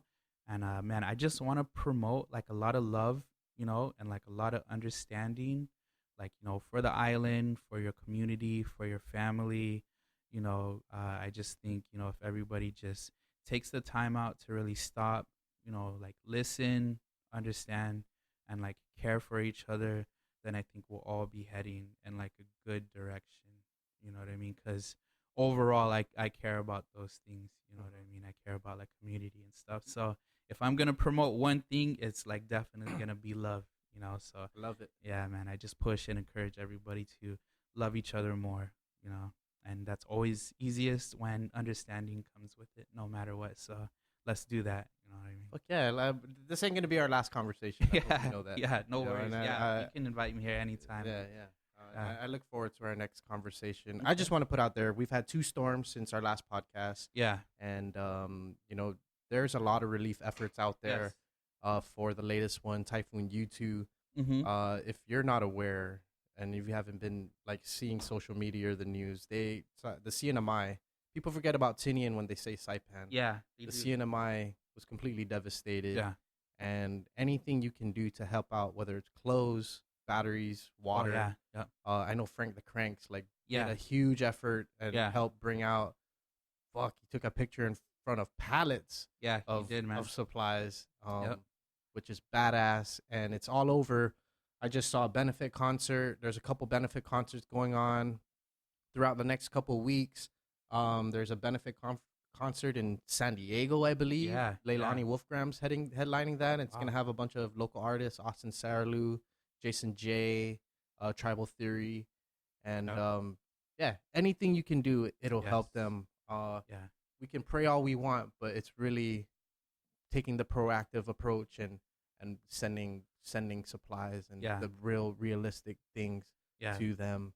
So so that's a good thing too. So even with like my Twitch streaming, I actually have a donation page set up right Awesome. now. And so I have a panel that says stronger than YouTube. That's kind of like the hashtag that I'm using. So if anybody does want to donate, they can donate through my Twitch stream. You can just hop into the channel and you can type exclamation point YouTube, and that'll bring up like the links and everything like that. And then there's also like a panel that they can click in my info section. So all of that, the proceeds we're gonna use to buy like the items that they need, and then to just find a way to like send them out there too. So I'm using that streaming platform as a way to help out with the neighbors up north. So Oh yeah. you know what I mean. And if there's any chance you're listening to a podcast up there, we love you guys. We're We love thinking you about guys, you man. guys Yep, for sure. definitely. And if there's anything more we can do, we would. Yes. Dean, thank you. Sir, thank you, man. I Ah. appreciate it. Yes, dude. And we'll definitely do it again. And we'll have headphones next time. That's cool. I don't know, dude. God, it's been a long time. It's okay, man. You're my first podcast in like Dude, months. I got to break the mics in. Or a month and a half. Yes. Yeah, I got to break Yes, the mics in. dude. I was testing out the mics earlier and I was like, oh my God, I'm so excited. Yep. Looking at the time, I was like, it's almost time to use the mics. No, but thank you very much. We're going to do this again. And thank you, as always, Matt, Brian. Yep. They love Shout you. out We love to you. the homies. To the homies. And I love you. And thank you for listening. Peace out. Hey, everyone. It feels so good to start doing podcasts again. It's been out of my life for way too long. 1 month, way too long. I want to thank you for listening to this episode of the podcast with Dean Blas. What a mind, right? I'm excited for our next conversation already. I'd like to give a special shout out to our sponsors, Mosa's Joint, serving up the island's best chow, happy hours, and vibes wrapped into one package. To Dimension Systems, providing the best computer and IT solutions on the island since 1987. To Guam, use the code word RANDOM18, RANDOM 18, and get $10 off your next ride if you've never used it before. And don't forget to support us on Patreon. I need to be more dedicated. I'll admit that. I need to be more dedicated to Patreon and my Patreon family. Thank you so much for continuing to support the podcast. You guys keep the podcast going. And you can literally become one with the podcast once we get our shit together, right? So if you're listening to this on iTunes, give the podcast a rating. Ratings help, and the higher we go up in the ratings, the more people that'll see us, and that'll be super dope. Thanks again for being super fucking badass.